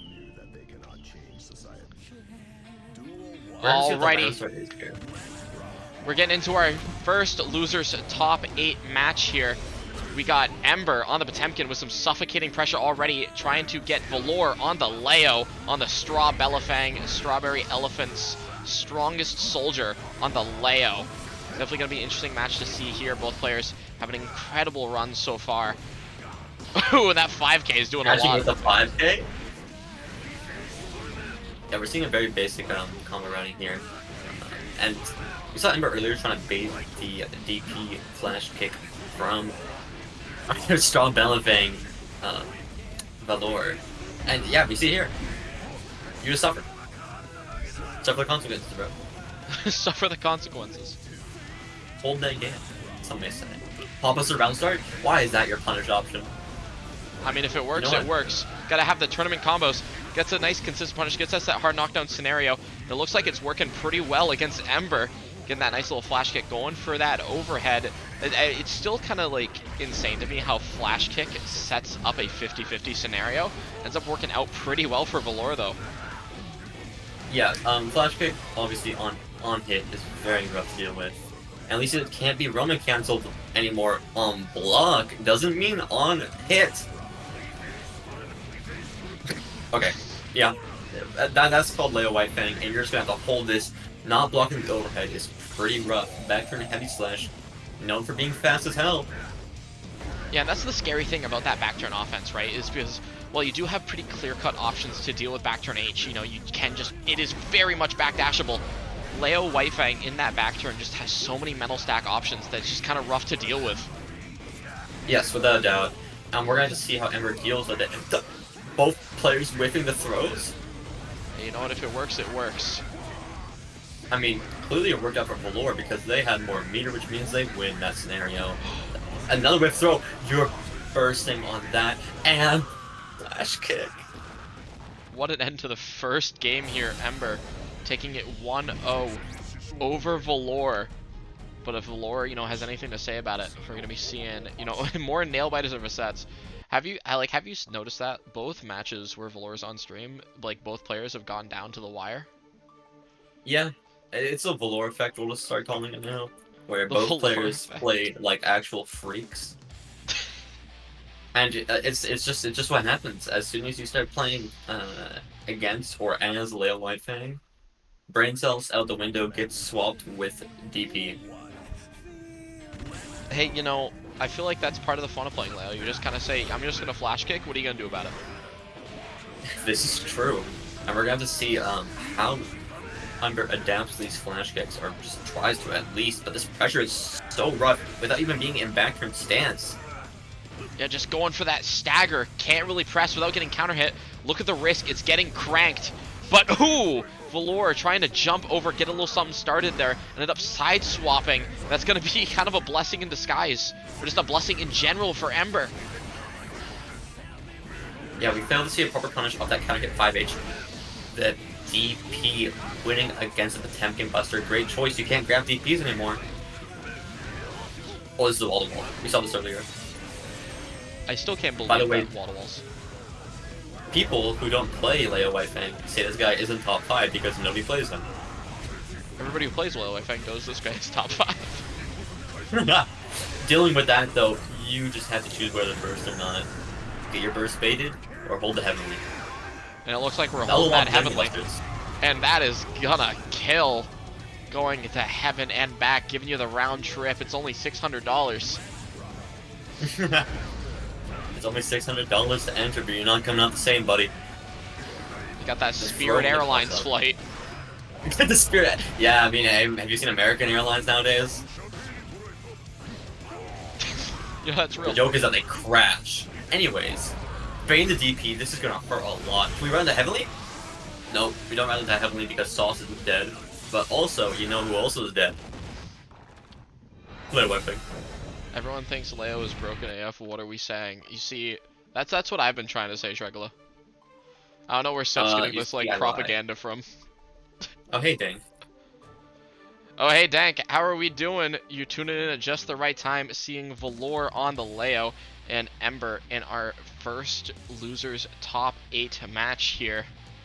Hope you've been doing all right. Hope you've had a great Sunday. Tuning in at just the right moment to see this game 3 pop off. We're looking at 2-0 currently for Ember. Despite being prone to this defense so much against Valor, they're just holding it. And look at these, these base and the DPs are so impressive. Just having complete faith in when Valor is going to make his moves. Yeah, and I like that. You see, you're talking about, you know, Ember just holding it. I feel like the decision making as well. You know, I know for a fact I can just kind of handle it in the neutral, as you see by that nice counter hit punish on the flash kick, knowing we can just kind of bait those. So I'm liking just the patient play here as we still see it working out. I mean, yeah, we're seeing like a lot of the issue with Potemkin is a lot of his buttons are plus on block. Look at that flick against the fireball. First time we've seen this in this set, by the way. Going for some of those P-normals, some of those lights, trying to stagger out, get something started. Because any hit will do it for Ember. Valor needs to find something, and that throw whiff is not going to do it, but no kill just yet. Needs to find something. That's a nice counter hit to get us going. 1 or 2 more clean interactions will do it for Valor if we don't see a burst. Is there a burst? Locks in the burst? Okay. Drops the combo? Ah. That's so rough. Even if Ember wanted to burst there, Valor locking out with that Wild Assault. Smart decision making. Yeah, certainly. I agree. I think we saw like Valor mess, or not Valor, Ember mess up the Potemkin Buster off of that throw whip. And we're going to see how that mental stack carries into this. I mean, if you can't have faith in your own abilities, what can you do? Ooh, that nice throw from Valor, going to set up this back turn, suffocating offense. Wish where are we blocking? But Ember, not to be discouraged, holding steady with a nice throw tech. The cross-ups with the back turn... The blender. I don't got commentary for that. Back turn kick is a wonderful move, and we're seeing Valor abuse the hell out of that back turn dash, being able to cross up instantaneously. Some may say better than Slayer cross-up. It probably just is, actually. I'm not gonna lie. I mean, it's very fast. I mean, yeah, but you know what's also fast? Potemkin Buster. Potemkin Buster indeed is fast. But hey, you know, Valor's not looking out for that, you're like, hey, I don't give a singular swag. I'm out here to win the thing. Yeah. We got Nen saying that he's going to start moonwalking. I think we've already just seen this, and we're going to see if Valor can keep up this like movement, just beating Ember. See? There's that shimmy there. Ooh, the patience! Ember, are you okay? But the drop doesn't work out. Oh my god, no! I've seen this sword before. The third one? The third one? Before. Oh, we were waiting it out with a heavy. nice... What an IB Sept! Yeah, I mean, IB2 with no special cancel after the 6P, that's your fault, not gonna lie. And then DPing immediately. Ember back on understanding these DPs and on set point now. Goes for that cross up. Nice counter hit slash to get us started going straight in back into that back turn. The suffocating offense we were talking about previously. But what a throw on the cross up. Yeah, there was no full RC there. They canceled it into the special, so it's throwable. Oh my god. Then try baiting the burst? That Got wasn't nothing. a burst bait, but Valor, knowing that's gonna happen, just not biting, and suddenly back in a great scenario with Ember back in the corner, and this could kill. This doesn't even. Oh my god! The combos last forever. This character has no combo limit. They just do back turn kick and a back turn kick and the slash heavy. Build a bear kind of. Oh, look at this pressure though, getting back to these punches, these jabs, just trying to continually advance forward. But you leave a gap too big and you're gonna get thrown. Get thrown indeed. There's that flick coming out. We're trying to press, and the run-up throw, knowing that Ember's just playing so patient, taking advantage of that. Yeah, this is interesting for both sides. We see Ember like trying to burst bait a lot in the Leo, and doesn't matter, no burst, both sides. They both died like pretty soon. Yeah, it's definitely gonna be rough for Valor because a singular pot buster is gonna do it. Suddenly that RPS looks a lot more scary, but it's A-okay. There's that cross up again. The suffocating Leo pressure is back. We're gonna have that 50-meter comeback up for Ember shortly if something can make it happen. The cross ups. How long can Ember block is the question. We're seeing Valor trying to bait this wire. See, there it is. Okay, Fireball. Okay. The cross up, the mix. The mix is happening now, right? Tech the throw. Oh. Valor staying alive by the skin of their teeth with a Oh my god. Just a leap and a hop, skip and a jump into Just evening it up 2-2, Sept. running through the ground, just like taking the entirety of the screen space confidently, just gambling entirely on the fact that Ember was a little bit too scared, a little bit too mental stacked, and you know what? That's Valor. That's Valor taking the aggression there. I like that, as you're saying, Valor taking the aggression. Definitely noticing that Ember is playing extremely patient. You know, not wanting to let, Valor just get too started here. Not want to get caught up, swept up in the Leo White Fang current. But, sometimes you're too patient. And you end up getting caught out. This is true. I would like to just say, wait, what? What? Oh, wait, never mind. I'm stupid. Okay. Yeah, now we're going to game 5. I was thinking that was the last game. I'm gonna be honest. Yeah, got you too hyped. Thought it was 2 games. I know. That's how deep this goes. Oh my god, blocking off the 2S recovery. It's non-existent. Leo's a dancer! That's what I'm saying! This moonwalking is carrying. Dancing with the stars, but not if the elbow has anything to say about it. Look at that. Reversal, just trying to catch whatever Ember was gonna put out because multi-hit because of the screen pace it takes. Sorry, DP. Okay. Valor is playing for the love of the game. This is set point. This is scary. If Ember messes up the pressure once, I lied. It doesn't matter. It don't matter. It don't matter. It don't. This kills. This kills. Oh my god. And that is Ember bringing us to another last game, last round scenario. This is terrifying. Ember doesn't have burst yet, but they're gonna get it back soon, and we just see Valor throwing their burst out of the window too, just going game for game with this no burst. This combo is gonna be rough, but he drops it. Ooh, like that No backdash. wonder. just getting out of the scenario. Tries to go for the first back turn dust we've seen. Tries to get that counter. Ember not biting. That cross up is lethal though. Valor's really trying to bait this burst here with his back turn kick. Getting the gold burst there is so crucial. Now you can neutral skip Potemkin Buster. Even as well, not even just neutral skip Potemkin Buster. We can cover ourselves with Heavenly. Go to the Pot Buster again. We have meter to convert, do we? Doesn't kill if you convert anyways. Mashing there? This is so scary. There's so many options. YRC gets baited. No punish. This doesn't kill. The mix-up you mash throw there is so rough. And we see Valor closing it out with a back turn heavy slash, the classic overhead. You can't handle the blender that long. Valor, the Straw Bella Fang dancer, taking it 3-2. Alrighty, Really? and they are ready to go. Oh, Alright, we got... Canada's on the Axel? Hold on, the Axel Gaming potentially didn't want to, you know, fight the mirror, and honestly, that's understandable. I wouldn't want to either. I mean, it's a little bit too brain dead maybe for Canada.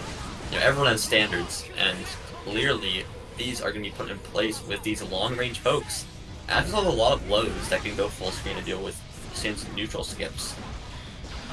I think it just depends on how much Canada can get the good reads here.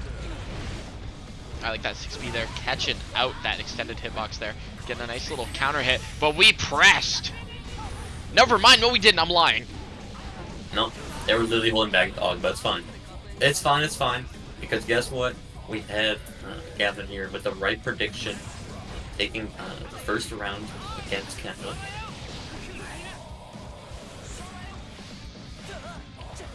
Okay, 2P action. Ooh, nice little 2S anti-air there. Gonna get us some nice damage. Going for that totally real mix. It's totally real because, you know, it's really slow, but I still get hit by it. It happens to everyone, don't worry.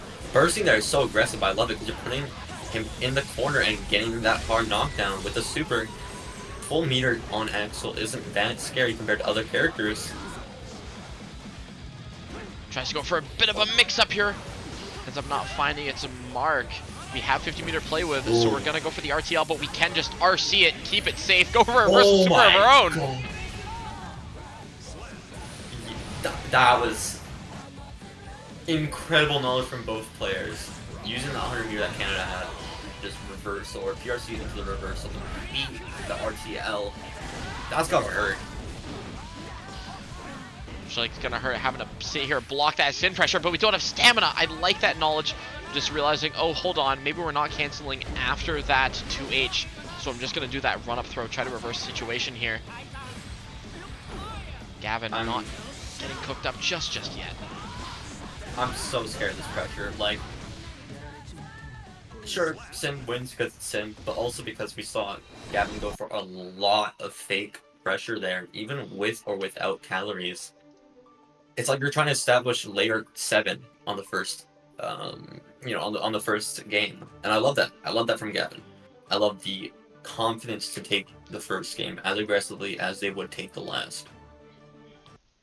You know, and sometimes you just gotta represent some of those like really wacky options. You know, just so suddenly you do the real stuff game 5, and it's just like a jump scare. Yeah. I see the video, not gonna lie. Look at this patient round start though. Punishing that DP, I'm not sure what the idea was there. Cutting up the flagpole with the rainwater, saying, hey, you know, it's too long. Get away from me. Throwing on that dash cancel, not fast enough, I'm afraid. And you forget Sid can just cancel into his stun dipper of his own. Like father, like son, it's an insanely good move. Oh, I like that space there, just barely being out of range of 2 people, ends up getting caught regardless. It's going to be a nice little time stop combo from Canada. You say that, but that just didn't do anything. It got us some nice damage. Yeah, a little bit of damage. We had Gavin react to the command grab, which was incredibly impressive, but this high-low strike throw, if it rhymes, it works. And we're seeing this pressure just get beat out by good defensive instincts and enough HP. HP is resource, they say. Speaking of HP being a resource, Gavin doesn't have much to play with. Any hit's gonna do it, and even the chip damage on the Rainwater's gonna get us down. I don't think it was chip damage. It was just a kill. Probably just hit, but if you don't use your FD, my child, you're gonna get punished. Look at this though, burning those calories, going for that strike throw, oppressive pressure in nature. Where was that Sun Dipper? You messed up the input or something, because that deflect shield is reactable by a mile. Oh, goes for that DP, maybe anticipating Kaneda trying to press a button here. Ends up not working out for us, bursting. Trying to enforce that pressure back. Get back to that corner as soon as possible. Not able to find it though, Kaneda. Maybe going for that time stop. Here it is. Okay. The combo. Oh, that barely sticks with the 5P. Insane combo instinct from Kaneda there. I had no faith that that was going to connect, not going lie. See Gifto in chat saying, why does he have these? You never know, you know, sometimes you just gotta whip out the Axel low, even though you main Sim Keyskate, and it's all that you've ever been known for. No, it's a bit of a... You know, it's a bit of a jump scare. You know, you just need it. I mean, they go into the set thinking they're gonna be like, okay, I have to fight the mirror now, and then you whip out the Axel. It's Axel. It's like me, like, fighting Lasagna Slayer for the first time, expecting Slayer, and I'm like, what? It's Gold Lewis. Yeah. Okay, the burst there is interesting. We're trying to keep it in the corner, but you're just too far away, and against Axel, it's not what you want to be. Ooh, that 6 feet catches that JS. Maybe putting Gavin in a nice situation here. Forces Kaneda to burst out just to try to stay alive, stay safe. It's gonna be a burst deficit. Nobody has burst just yet. This is bad. Your one vision's gonna wear off pretty soon. There it is. Oh god, no stamina. What is the pressure here? Again? With that 2K into throw? Hey, I mean, if Kaneda hasn't represented an option to beat it, I can see it just still working out. There's a command grab finding it, and that OTG not gonna be just enough just yet. But hey, if you're charging dive kick, that's prime Axel 2S territory. I mean, he's got buttons for days, and they go far.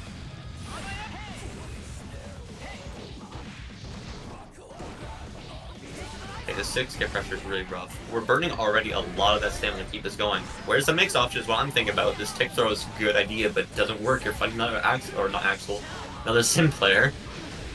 It's A-okay though, we end up finding the mark eventually, but that YRC finds his mark, and we're pressing maybe a throw attempt, maybe read it, but leaped back with that Rainwater. You can't try to throw against Axel, because Rainwater is such a good option to beat it. You get a nice combo. If it had vacuum, you get a better one. I'm gonna be honest. Ooh, little kick to the noggin, trying to Rainwater get out of here. We have that stamina to play with. We have meter convert that tap dust. We see that burst out from Kaneda.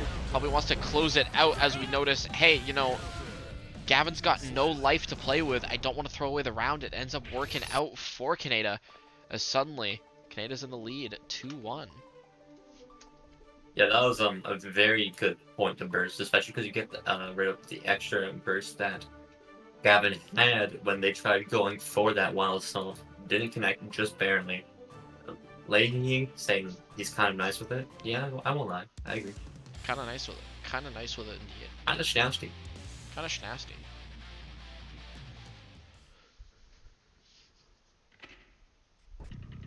Alrighty, getting into our game 4 here. Kaneda just one game away from securing the win and moving forward in tonight's top 8. But not if Gavin has anything to say about it. We've seen some strong Sin Keysuke out here tonight. Starting off with this, forcing Kaneda to burst. This is scary. I mean, we're gonna have to see what both players can do, but no calories on Sin, and you missed the tick throw. That's so rough. What are you gonna do here? You just have to hold this. Oh, that little fake out not working out this time. We saw that work out in the unbiased set, but Gavin's just ready for it. It was way too slow in my like. Oh wait, game the YRC bait. I take it all back. It's fine. It's fine. Okay, jumping the command grab. We didn't have the stamina to kill, but it's A-okay, however.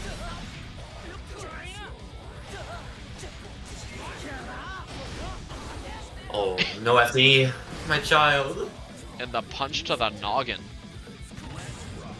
Yeah, what comes from low, it's high. That rainwater hit is nice though, because you get the pressure here. Get the tornado. What's the mix here? Just stagger pressure? Classic? Okay, 2K. Works out for us. We had that wrist cranked a bit, so it's gonna be nice counter hit damage here. But we're just DPing out, not wanting Kaneda to get away with anything. We have that meter convert, so we're going into that Tyrant Barrel almost immediately. Look at the red, it's Sin Oh, Kisuke. God. That is, I mean, yeah, there's a reason that magic is red, you know? What a throw in the tap dust. This... No There we wall go. stick. It drops. You need to not drop that next time, bro. Oh, God. Into the RTL. This kills, right? No? Didn't have that. You think these characters are real? Oh, the wall assault whiffs! And that's gonna be... Wait. That's a trade. Who did it? Axel dies. Axel dies. The 5P trade with the JP. Oh my god. A very close game from Gavin there. Trying to stay alive. Trying not to get 1-3'd. And I mean, hey, it worked out. Now we're on that game 5. Also, that's just a bop emote. Frosty, what are we bopping? Are we just whacking people with hammers? Beyond us. So far, every game of our top 8 has been a match 5, by the way.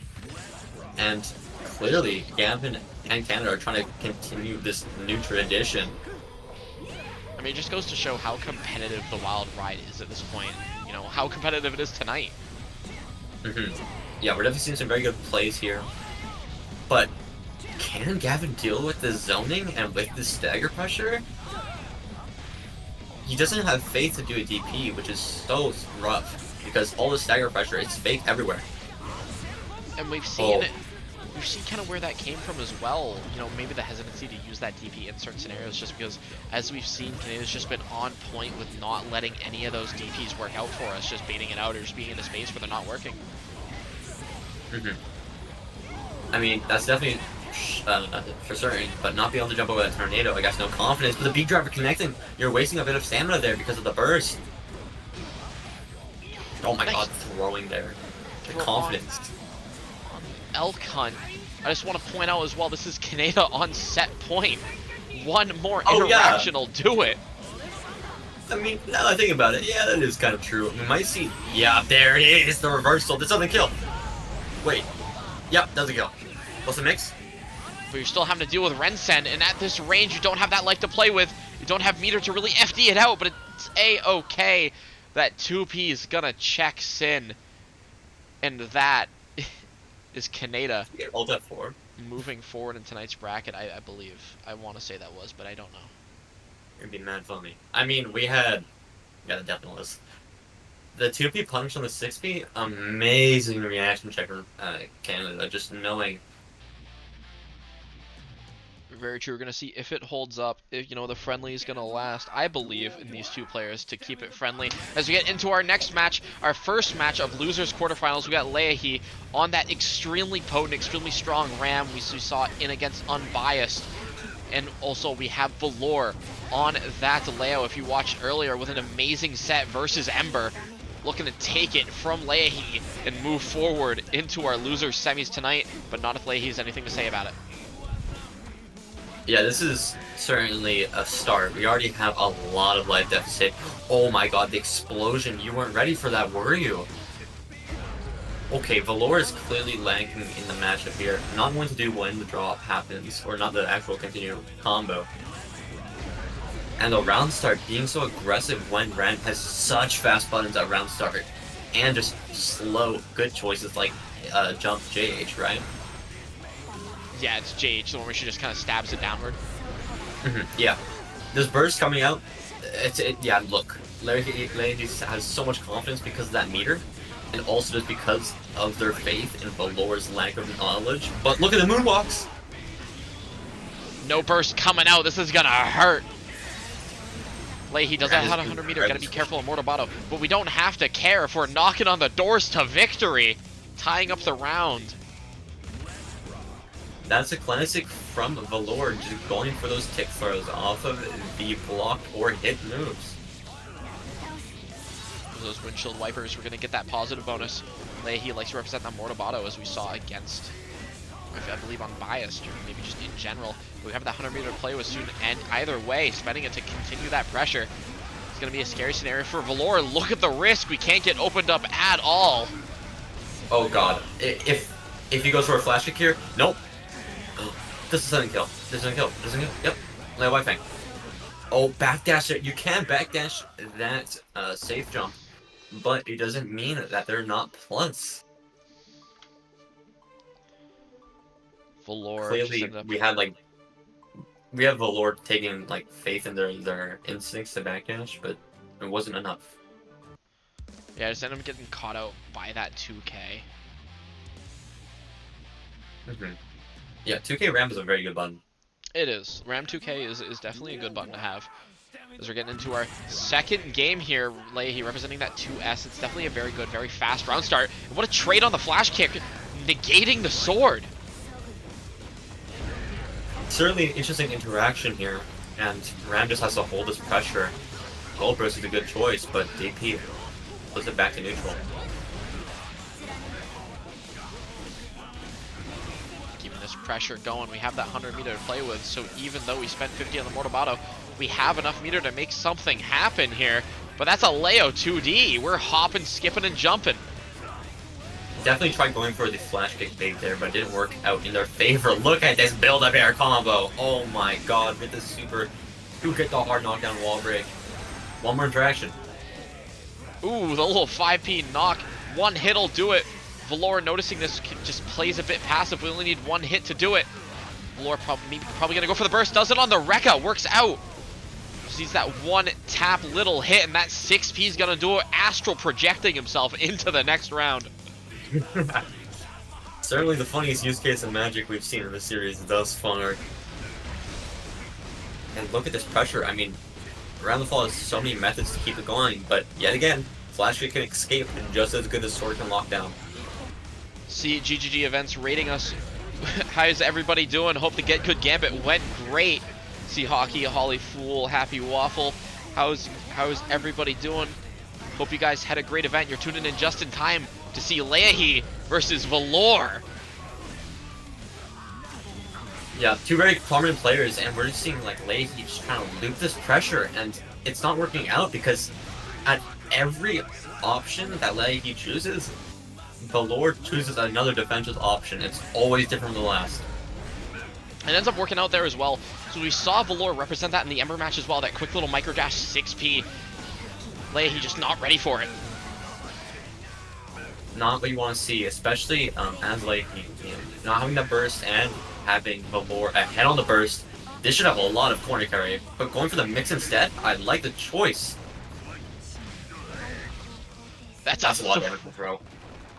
That's so fucked up. That's kind of, hold on, that's just cooking right there.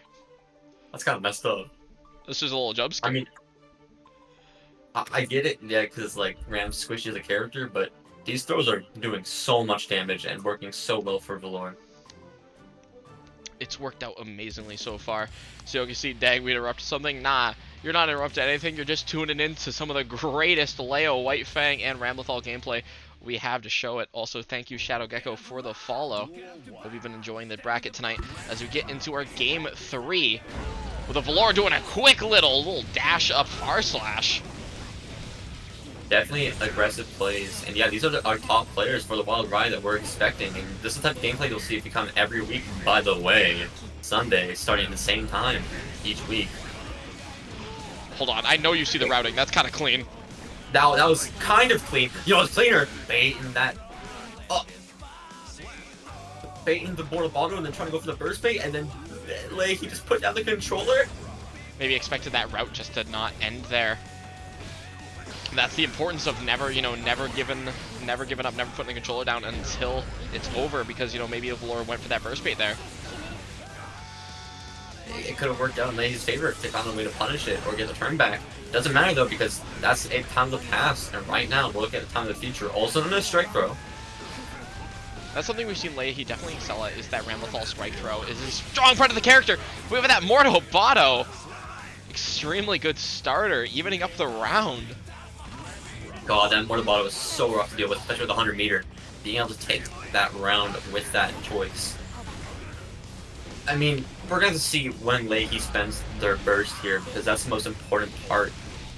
Doesn't matter though, because if you get hard knockdown, never mind. Going to the sword slam, 50 meter into this next scenario. Gets convert. I like that situation there, just to save that meter, because in a scenario where Valor bursted in maybe a different situation, Leahy has that 50 meter just to RC it, and theoretically anything becomes a burst bait. But we don't need it. No windshield wiper OTG to close it out, but the little bit of a JS is gonna do it for us. Leahy currently sitting up 2-1. That's so unfortunate, because usually you would do the windshield wipers, you know, sword slam to get the OTG to kill. But Leahy had like no swords available, and that I'm not sure if that would have connected, and even if it did, it wouldn't do enough damage. Well, I'm not sure about the damage, but just due to that, the amount of life was there was extremely low. But you know, with there only being one sword, I could definitely see that being the case. But yeah, just kind of tragic. That's that weakness. You know, you run out of those swords, and you're just not able to kill where you need to, or access a lot of your other tools here. We'll see if Valor is able to take advantage of that kind of clear-cut weakness. Yeah, we failed to like see Unbiased here do it well during his set against Snowhead, or not Snowhead, Leahy. But if Valor can do so by either just being incredibly oppressive or actually recognizing the weaknesses of his opponent's character, we'll have to wait and see. Unfortunate, maybe a bit of a drop-to-mul, but that JH counter hit is going to let Leahy get their own game plan started here. And they're looking to get a nice chunk of damage. Suddenly the life totals are looking a bit more even. Leahy seems so scared of that reversal option from Leia wiping, which is understandable, but it doesn't matter because goes out the round with Mortal Body. Full burst both sides effectively, yeah. Yeah, and this is Leahy at set point. Definitely a time maybe just to play maybe a bit more passively. You don't want to get robbed out of nowhere. But I'm 100% respect the decision just to play that patient game, you know, respect the flash kicks, because as we've seen in the previous sets, Valor is definitely apt to represent that. Yeah, Valor is very confident in their flash kicks, but clearly Leahy is not confident in their combos with that drop. Just going for it? That's hard knockdown, not enough damage, no way without that other sword. One more interaction will do it for Leahy. We block that hop kick. The throw tech? Throw tech. Ooh. Oh, the backdash finishes it off! And that sends Valor out of the bracket at 5th place. Insane performance, though, from Valor. As always, was a pleasure to watch the Leo Whitefang action. Amazing performance for... Oh, went to the wrong one. Amazing performance for their first wild ride. As we get into our next losers quarterfinals match here, as we get into it, thank you KSM C. for the follow. I'm gonna bring you into our match here. We got Joe Brownie, such an impressive, suffocating Jackal to deal with, but also Kaneda, an extremely powerful, extremely strong, consistent Sin in our top 8 here tonight. We're starting off with some back and forth. Just switching corners constantly. I don't know what the DP was planning to get there, not gonna lie. Oh my gosh, going straight under with the Alcon follow-up. That's that clean hit. I remember seeing a tweet, it was like, someone times the clean hit of Kyron Dale saying, yeah, Hawk Tua. Yeah, it unfortunately works. I've tried it. You tried it? Personal experience? Anyways, you know who has tried it? Clearly Canada with all these clean hits. Oh my gosh, how are we gonna deal with this minion neutral? This is not slander. Joe Brownie, though, not looking to get caught out, not looking to get down this easily. Ends up getting some nice damage, some nice pressure here, but Kaneda able to escape. Just putting Joe Brownie through the ringer with a blocked wire, see? No calories, but it doesn't matter because you get that counter hit, you get that free combo. Joe Brownie forced to spend there. Ooh, tries to go for that 5p anti-air, since 5p is exceptional at getting those anti-airs. Joe Brownie not letting it happen, though. We got those 3 minions on field. It's going to be kind of rough to deal with. That minion gauge is really low. The YRC bait is insane. Great recognition from Joe Brownie to move forward with that Roman cancel and get the time to just analyze what Sin was doing there.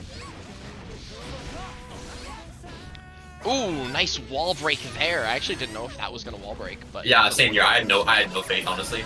But that means 0 calories. I mean, sure, you have positive bonus, but it ain't gonna last forever. And see, there it goes. You're not even. You're basically just about to get 1 calorie back. This is still rough. Never mind, you died. I take it back. And one thing I wanted to point out about that scenario there is with that positive bonus, even though you don't have those calories, Sin's like 2H has enough hit stop and enough hits, especially like 5H, just the H normals in general, to where you can build that stamina back up and just have the time to spend that meter just to kind of cash out, you know, and just stay alive, you know, keep that calories up. Mm-hmm. No, I agree. I think there was a lot of aggression from Canada. We've seen it before, again and again. I keep commenting on the aggression of the players, but this is a Guilty Gear, and these players are playing like it. As that burst out early, wants to start setting up that minion pressure Joe Brownie is known for. Yeah, this is a little scary. Look at all that minions on screen. Not getting the correct follow-up, though. It's A-okay, though. Able to still get that wall break. Not going to have that hard knockdown. But we have that bit of minion meter refunded. Just needs to somehow stay alive through Kaneda's assault. This is so bad. There's so much strike throw high low being put in place here. Okay, what's the route? Stylish? Not optimal, but it's fine. How do you, well, hold on, do you know, like, optimal? I have, like, a vague idea, yeah. Valor saying thank you for those folks, GG to all. Thank you for coming out with Valor. I hope you had a great time. It was really hyped to watch you. Hope to see you next week. So whenever you're in. It's a great time. Oh, nice decision there to beat that 2D, especially with how low Jacko 2D hits. Yeah, that was certainly an interesting, like, just how that interaction works. It's great knowledge from Canada to choose that option. Saving the calories, no follows. And this is gonna hurt. Oh, holy, dude. Red goes for miles? It's not even the gear. It's not even like the gear genes. Sin just started juicing. Yeah, Sin just started, like, taking the roids and just getting, like, working out 5 days a week. Get that chicken and rice. Yeah, get that chicken and rice. You already know. Oh, my god.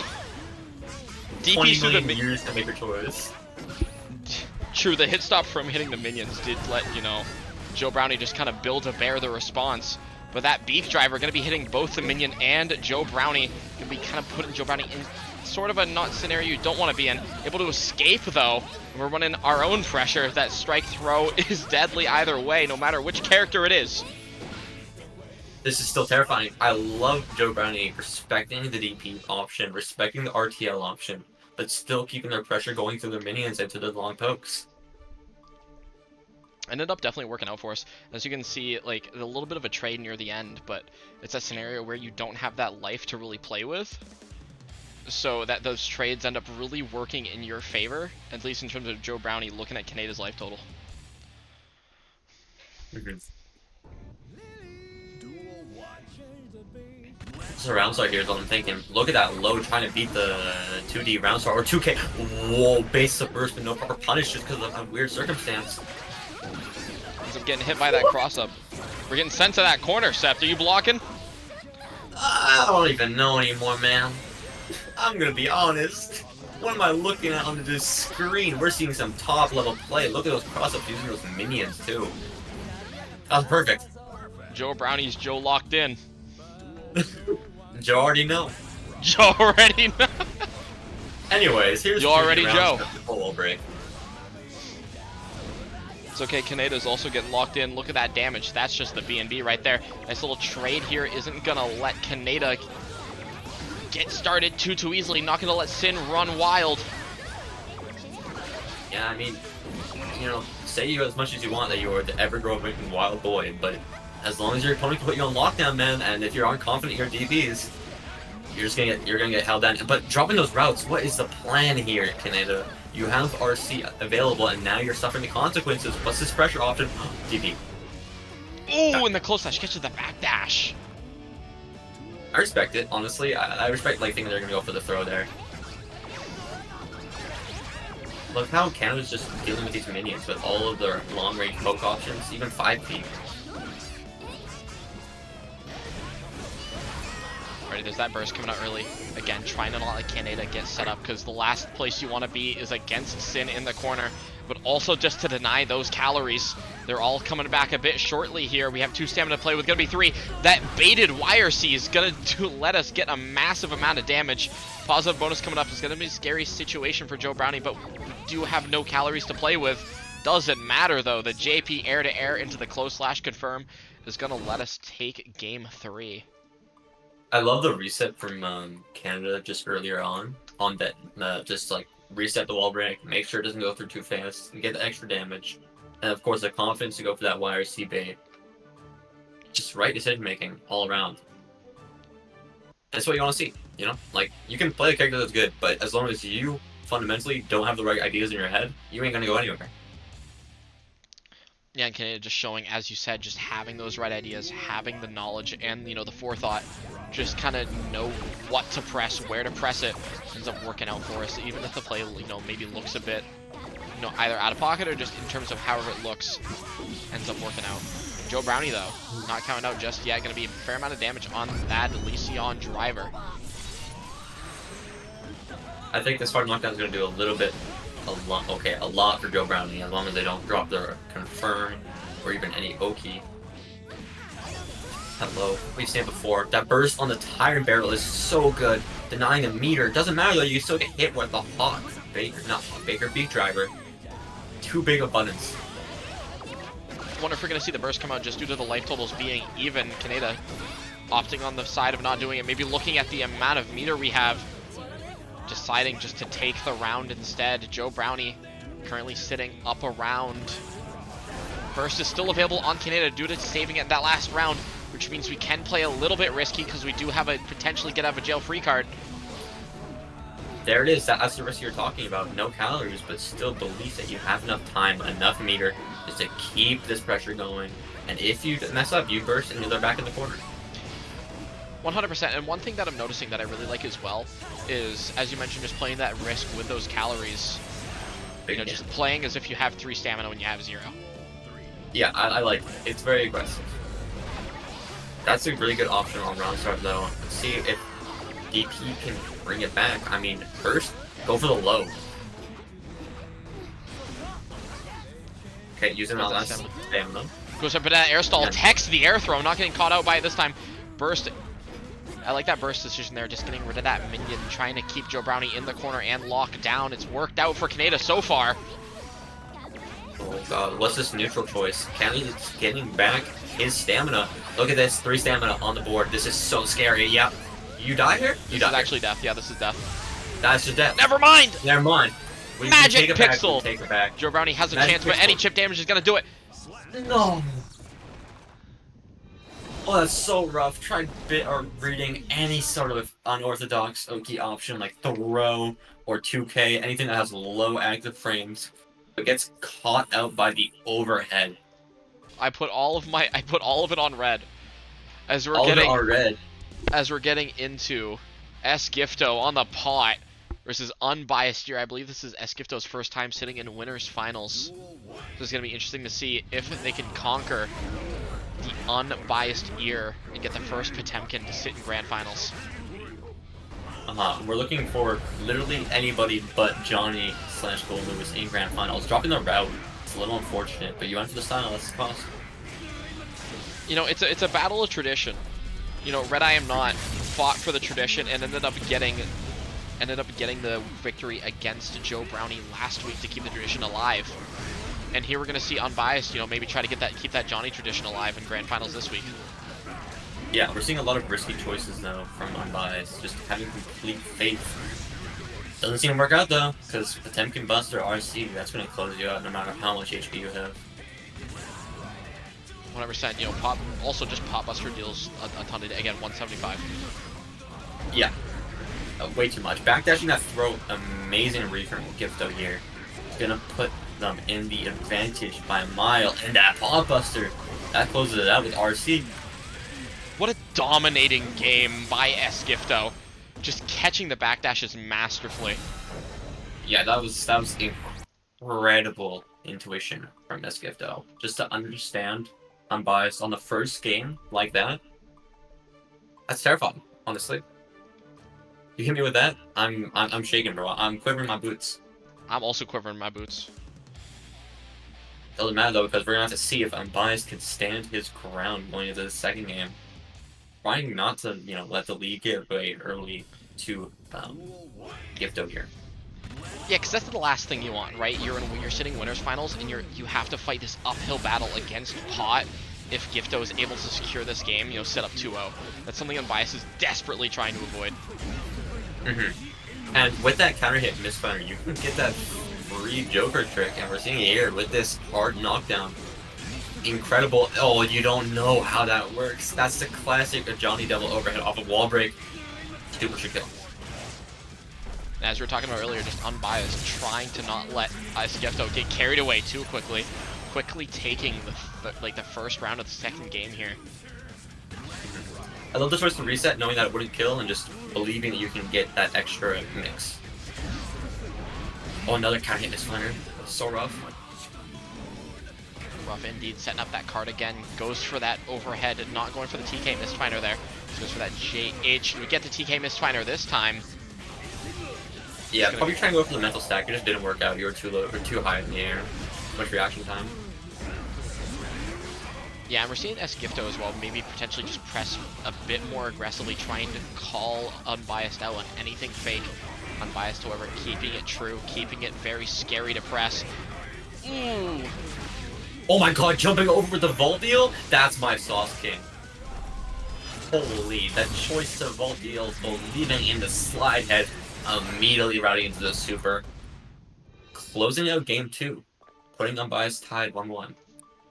That's something we saw a bit earlier, was Gifto maybe not thinking the 5H is going to catch a backdash. Went for that Garuda.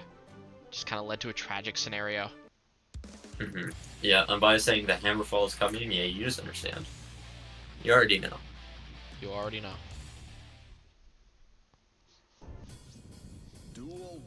We'll see if Gifto already knows as we get into this game 3 here. We'll see any adjustments Gifto is going to make here as TK missed Finer finds his mark. But I like that decision, kind of going for that burst bait there, but ended up just maybe going for it a bit too early. Gifto just kind of deftly avoiding that. Yeah, I just didn't believe in it too much, which is unfortunate. It just happens. Getting that air throw, though, I love the faith that everyone could attack it and just go for something else. Going for the resets is so greedy, but clearly just Unbiased to your style. You have enough meter for a reversal PRC, but they're spending on FD just a little bit here and there. And that's something we've seen Unbiased do just in terms of in general on their gameplay. You said it's their style. Just going for those baits, going for those resets, playing very reset heavy, and going playing that patient game of trying to just grab that reset, steal the soul wherever possible. But on defense, playing like you have no life and throwing all that meter away. Yeah, I respect it, honestly. But clearly you just don't know how to do a pop prep. You die there anyways, no matter what you do. You backdash, you get PRC pop buster. That's so messed up, but you know what? Just don't get yourself in that scenario. Unbiased had a chance to escape, they failed to. I'll be. Having to block this Potemkin pressure from Gifto, but nice backdash on that blue Wild Assault. It was either that backdash or the throw there. Just lets... Oh my god, the mix is abundant. Abundant indeed. The Sand Tide has passed. The Dusty Gambler is getting the card out. Oh my god, the dash TK. The faith that you have enough time to get there without Potemkin throwing you is crazy belief. And I love the gambling that Unbiased is going for here. Trying to put their opponent through as many TKs as possible, as many 50-50s. Oh, there it is! That's what close out the round against Leah. I forget their name, honestly, I'm not gonna lie. Leahi. There you go, Leahi. Yeah, Leahi. That cap dust into PRC low option, incredibly scary and just hard to react to. It's that fake out. It's a classic. Yeah, and also this entire time I'm just trying to sneak as many Monster Hunter bits as I can. Oh yeah. It worked out. Monster Hunter Wild to get into, Ooh, and Senga catches that backdash there. Definitely a good option. Also beats that any throw attempt, any buster attempts. So definitely a good option to represent. Bursting out early again, wants to keep that corner pressure, especially as Johnny, where it's so scary to block. Yeah, and we're seeing 50 meter on Potemkin. Oh, too late on the PRC though. Oh, trying to bait the throw again. I love the aggressiveness with these Insangas. Just going for the style of another TK. Oh my god. 6K best anti-air in the game. You know, it hits up, the leg hits up high, and that's all I got for you. Yep, that is kind of how that works. And just going for the routing with the BRC extra time slow. Good recognition. Knowing when to skip neutral too. Into the misfire, cancel the fake, the burst. That's disgusting. And getting that meter. Absolute perfection when it comes to the plays and understanding the opponent. We're seeing from unbiased. Imagine if Skifto can bring it back. Yeah, because if I remember correctly, I believe this is unbiased on set point as well. Yep. So just Gifto needs to make something happen. With this quick super might not give Gifto the chance. If it doesn't kill, it's still a rough situation because now Johnny has that positive bonus, has that 50 meter, so we just need to play careful. Dude, oh my god. Oh no. No. Just that pure patience. Actual villain behavior from unbiased. Holy shit. Holding that misfighter there. Getting into the perfect with it too. Oh my fucking god. Yeah, this is gonna be interesting because they both have very long pokes with like Beak Driver and Far Slash 5H on Ram. It's gonna be interesting how they play the neutral, especially with like options like the neutral skip of Elcon. Letting the intro rock for the first time in top 8, by the way. Hey, you know, you gotta let the homies know it's hype. It is hype, and yet again, we had this earlier, this matchup. I said canon matchup because this is true, they would do this. Hold on, is this a double, is this the run back? Is this the run back? Or no, it was Gavin on it, wasn't it? Yeah, it was Gavin, yeah. Okay. Anyways. We've seen it before, there's that far slash out there, it's definitely a good button just to represent. Oh my god, the 6B there is so aggressive, and baiting the burst. And we have that meter for Tyrant Barrel too. That was insane for chain of events. 6 speed has the long reach because it's Sim Kisuke, and then we continue into the burst bait so aggressive and getting the right read, and then there's another Tyrant Barrel. Hey, you know, I said it before, third verse, same as the first, just keep going for that close slash. Oh my god, that's so messed up. We got some demonic plays happening in this top 8, clearly. Everyone wants it so much to win this. Both swords are out. Nice shimmy. Catches the jump, mayhaps. Either way, Mortobato sending you to the next area code, sending you to the bridge. Kaneda, what's your response? His response is a YRC, and Elcon just catch the low. Seeing that close slash again, third verse, same as the first. I mean, if it ain't broke, don't fix it, you know? Alright, Lei, he's gone wise to it now. Where's the Mortobato? Where's the defensive options from Lei? Or just deciding to just stay and wait till his pressure drops? Ends up working out, though, because we do have that meter to play with now. Oh my god, the IBs are crazy with IBFD. No proper combo off of that either. Nice DP on that Rekka. You put a gap, you can't block that. So you can just DP for free and continue the combo with the little bit of calories he had left.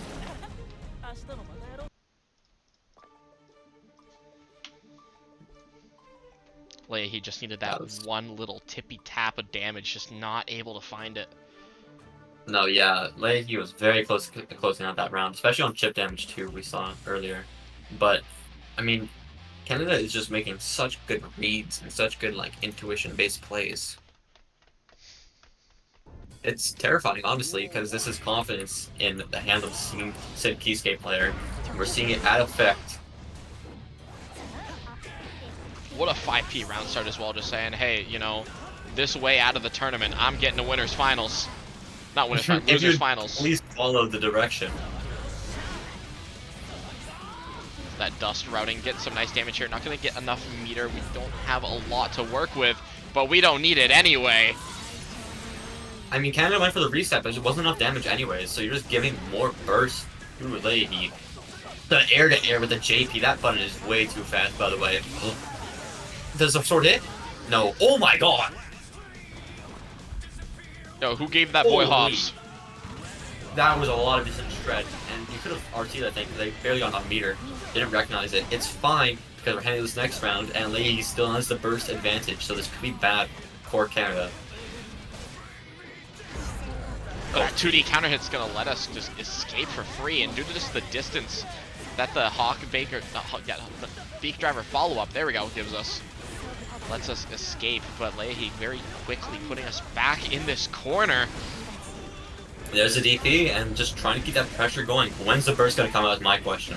This combo goes to the wall. Oh, holding the burst? You don't die. Oh my god, you die. Leahy definitely This is choosing... gonna be Keyscape champion. Leahy choosing not to spend that burst, definitely just looking at probably that meter, looking at it's like, oh, you know, Canada's got 100 meters, you can just bait it at any given point. Ends up just not being able to find a clean spot to do it. I think that was a little rough just to hold that burst, right? But it happens. Not much you can do in that situation. Just pick a time and pray, you know. You just gotta hope it goes through. However, Canada not looking to let Leahy escape. What a DP through the sword, ends up not working out for us. This is so rough because Canada has force burst. It's still been too much time. You're gonna get your swords back real soon, especially with that throw. Look at that time it's taking. Okay. No kill. You should have used meter. My child. It's fine, that would have been too slow. We're seeing the continued pressure though with that meter. You have to FD every single bit here. A little tippy tap, Well, I sticking my leg out real far. Yeah, one of the best 5Ks in the game, by the way. Okay, burst coming out for Leahy. Now you're just kind of having to throw your resources away a little bit, I won't lie. No swords? Okay. What's the pressure option here? This is so bad. Now Sim can just, yep, assert dominance down. It's so bad. Like, we're seeing that adjustment from Leahy, just being a bit more aggressive on the defense, noticing, hey, Canada's just been doing close slash stagger pressure 3 times in a row. I need to represent something, but Canada, maybe it would be wise to that option now. It's not going to let Leahy get away with it. Holy, that option there was was an amazing choice. This round start though, you're throwing all your resources out of the gutter. Throw connects. Trying to bait the DP. You're too scared, Leahy. Too scared on the offense. I mean, it's respectable too because same Keyscape just escapes from corners so free with that DP.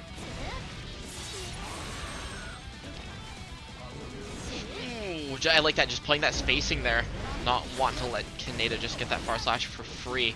However, Canada able just to keep that corner pressure there, but if you notice, we have 100 meter, we can just do throw PRC, and this could kill. No. No, it doesn't kill. Yeah, no, that's so rough. Maybe those are route that they could have taken there to kill, but 100 meter full calorie Sin with burst, this is scary. That's something Leahy desperately wanted, was just that bit of extra damage. But that sword is going to take it away. That's the extra bit of damage. Well, we found it.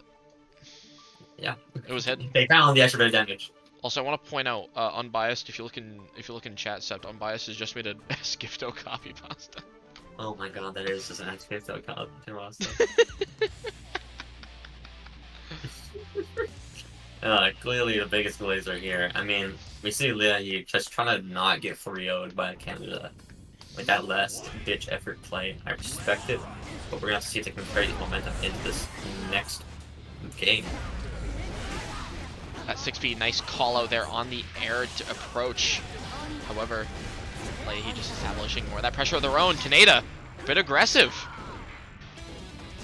Yeah, I'm concerned of where this is gonna go though, because no burst on Canada makes this scary. Plus 100 meter. You're gonna have to represent RTL or DP at some point if you want to get out of here. YRC works too, but you can't do that. You're just gonna Mortal Botto with the 100 meter. So to the wall, and that's gonna put Leahy up around looking to tie it up, bring us to another game 5. The backdash was aggressive, and I like it, but it didn't work on your favor because you're just too long of a backdash, honestly. Old 6K connecting. And I like that decision, just keeping that corner pressure, not actually confirming with that stamina, just to go for the wall splat, because we have that extra damage, and we also save that stamina post-wall break. And we're seeing Canada go a lot of these resets for the stamina. I mean, 100 meters, but only 1 stamina. It's slowly regaining quick, but it's getting scattered every time it gets hit. No, you can't Hawk Baker there. Not Hawk Baker, Beat Driver. There's that burst out. Canada now on set point. Just trying to close out the round. I mean, yeah, it only takes 1 more round for Canada to take this set and get them into losers finals. But yeah, he still has more bursts in them. Still has hopes and dreams. You know, they want to win this tournament, definitely, or at least get top 3. Okay, overhead. Gets blocked. No calories. 50 meter. There's the YRC.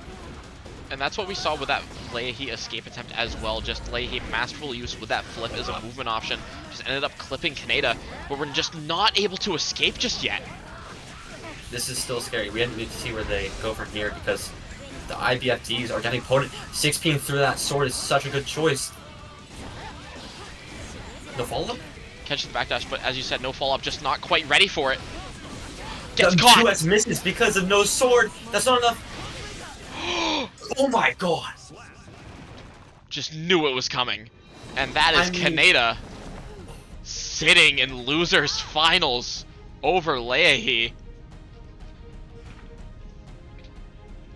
Holy, the choice to DP in that reversal response to make sure they can't PRC or YRC after the block. And I'll take us in. I'll take us in. Mankind knew that they cannot change society. Alrighty, here it is. The fight to determine who challenges unbiased at the throne. Esgifto, who we already saw in winners finals, or Canada on the Sin. Both incredibly strong players. You just saw Canada, if you're watching the VOD and on stream, have an amazing fight against Leahy. Yeah. Oh my god. The Pop Buster. The Pop Busters after no follow-up, just believing that they're gonna hold that, play resourceful with that stamina. Doesn't work out, and that doesn't kill? The slide head, however. Scaling is messed up, and secondly, this game is whack. Anyways, on to our next program schedule of Neutral, also known as JD, also known as DP, into Pop Buster. Canada just representing that DP, not wanting to get caught by any pot buster. I like the decision, especially just shows with the aggressive style of play Canada and I guess just Sin as a character represents. Esgifto being sent through that wall. What was that? Just stopping there, maybe referring to the reversal PRC, even though we've seen it literally represented only once by Esgifto, and that was like a misinput. Either way, it was still represented. It's still something to be aware of. I agree. This is still scary though, because Esgifto gets 1 hit. Oh, never mind. I was gonna say it's a game if you get 1 more hit, but doesn't matter. It's still game for, it's still game for Canada. If Canada gets 1 more hit, either way. I mean, yeah, now we're on game point for first game, so. Okay, Alcon follow up. Yep. Pressure. You're running out of stamina, bud. Like, yep, there's the reset. Gets counter hit. Just playing that neutral, just playing that spacing. Not wanting to get caught by any Potemkin shenanigans. I like it. That's what we've seen as well. Canada just be really good at doing, just playing that spacing, playing a bit patient when needed, and then just kind of popping off, especially with RTL, just lets us confirm from those longer distances. The counter hit with that 6K there was so good. Also just going right into a raw overhead, having faith that you can keep it plus with your meters. Where's the strike throw here though? That's the scary part. Oh my god, that 2D. Not going for that pot buster just yet, playing it a bit more patient. Because here's the thing, if Gifto is wrong, it's suddenly Canada's game. But Gifto just chooses to guess right. Just chooses to guess right. I love the 5P check, to bait DP, to bait reversal, and also just to like establish a little bit more mental stack. You can never have enough. Especially on a character like Pot, you can never have enough, as you said, of that mental stack. Which is especially deadly on Pot. Yeah, well, when you have a move that does 175 damage, I think it's a little bit more deadly. No, just a little bit. Okay, the throw attack there was good, but we're still seeing Escaped put in his corner. And is regaining their calories really quick. But how's it going to be spent is the question, because that's a gap. And here's the thing, especially with the Season 4 Potemkin, if you leave a gap in your pressure, that's just Potemkin Buster due to that armor. Open up so many options. We're going to have to see if Canada can adapt to that. I mean, going for the RC there, it's a good idea, but no DP? No wall break? Oh my god. The delayed Alpine catches, but the burst comes out. Okay. Yeah, you can't continue off that. Oh, went for it. We've seen Gifto Just represent barely. that option so much, and it ends up working out so often, but Gifto just a bit too far away. Then who's getting busted? Right now, Canada. Although Canada just dodged two of them very expertly. Just going that Big stagger question is, pressure. yeah, they probably tried mashing Pop Buster there too because they got counter hit during that little frame gap. You can't leave 5 frames, but anything lower than that, that's fair game. That's just that nice Tyrant Barrel going to be setting us through the wall on that hard knockdown. Tries to enforce even more of that game plan, but goes for a super PRC. Expert decision there too, but this super isn't gonna kill. It locks out burst at least and gets positive bonus. Still though, that game has meter. I just really like that decision. Nice burst on the Garuda, not wanting Gifto to get anything started, especially against Potemkin, which you can get robbed out of nowhere. Sets up that wall just to try to skip that neutral game. Kaneda suddenly having to deal with more of that pot. No, that clashes. You should have oh god, this is still. Did you stop at? No, you pressed. Or you stopped blocking. Oh no. That was a very close game. To just being another round towards Escape though, if they didn't mess up. And same goes for Canada. Expert level of adaptations between the two players. Obviously, this is losers finals. Whoever wins gets to go to Grands and fight unbiased here for a larger cash prize than it would be if they just lose here. So obviously, nerves are at play. You're 100% again. Esgifto and Kaneda both have a guaranteed spot in our top 3 prize pool for tonight. Just looking to see who's gonna challenge Unbiased at the throne. And Sept, tell me if we've seen this before. I mean, I think I've seen this in my nightmares, brother. Look at that clean 2 Potemkin Busters into the backdash catch. Holy, this is intimidating. Oh, how are we gonna return this favor? It looks like Canada's trying to get it back early, but the burst comes out from Esgifto. Back in neutral. There's that nice neutral game. Both players just kind of trying to play that spacing, that back Mega Fist, trying to maybe catch a longer range button or just make Kaneda whiff. Kaneda, however, getting a nice confirm here, sending Esgifto through that wall back to the ground with 2 stamina on deck. This is going to be kind of a scary situation. Hope Stop finds its mark. Iron Barrel also finds its mark. Clearly got that timing down, but it isn't enough damage. And with 50 meter, Esgifto has enough options like YRC or just PRC. See, slap headed. Interesting choice. Bracket neutral. Jumps over, no burst. Yeah, that closes out another round, which puts Canada at obviously game point for both of them. Yeah, just looking to want someone trying to get a lead over here. Both players still tied up. Very even match here. Tied up in rounds and in games. That but they tried baiting the throw or baiting the burst, and he got thrown for it. And now they're in the corner. Look at this. Ooh, the second hit of 2H connects. That's enough, I suppose. That's really movement forward. Okay, the counter with the 2K. We have no stamina, and yet we're running forward like a trooper. This is the place we've seen from Canada, but it doesn't matter because Pop Buster. No heavy me, but it's fine because that closes out the round with the RC charged dust, and then Farce Slash. Tails all the time, you know. Potemkin Buster into lose. It's it's a true combo. Except like actually because it is. Yeah, literally. I mean, good observation, buddy. Combo is. Yeah, congrats. You know what? Good for you. I'm getting a pat on the back there. It's not a great beat if we still have those. They didn't carry over from Exert, Were, unfortunately. were any of you actually surprised this is the S Goto we're dealing with? This is true. I mean, you know, also didn't carry over from Exert, Sin being mid-tier. He's still top tier now, but can Canada compete against Potemkin, another character that can take rounds incredibly fast? Oh my God. We've seen that work out many a time. We had that 50 meter, so we can just do it again. Is Canada going to be ready for it? Doesn't need to be. Hammerfall alone will work. This is set point now.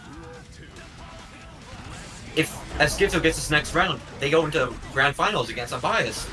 For the run back, and I know Esquito's looking for that run back after just the missed final hold, but Canada's trying to not let it happen.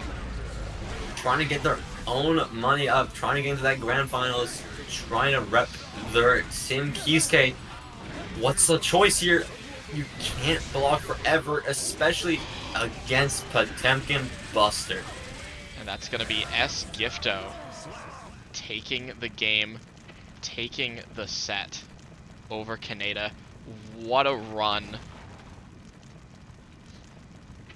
Amazing play by both players.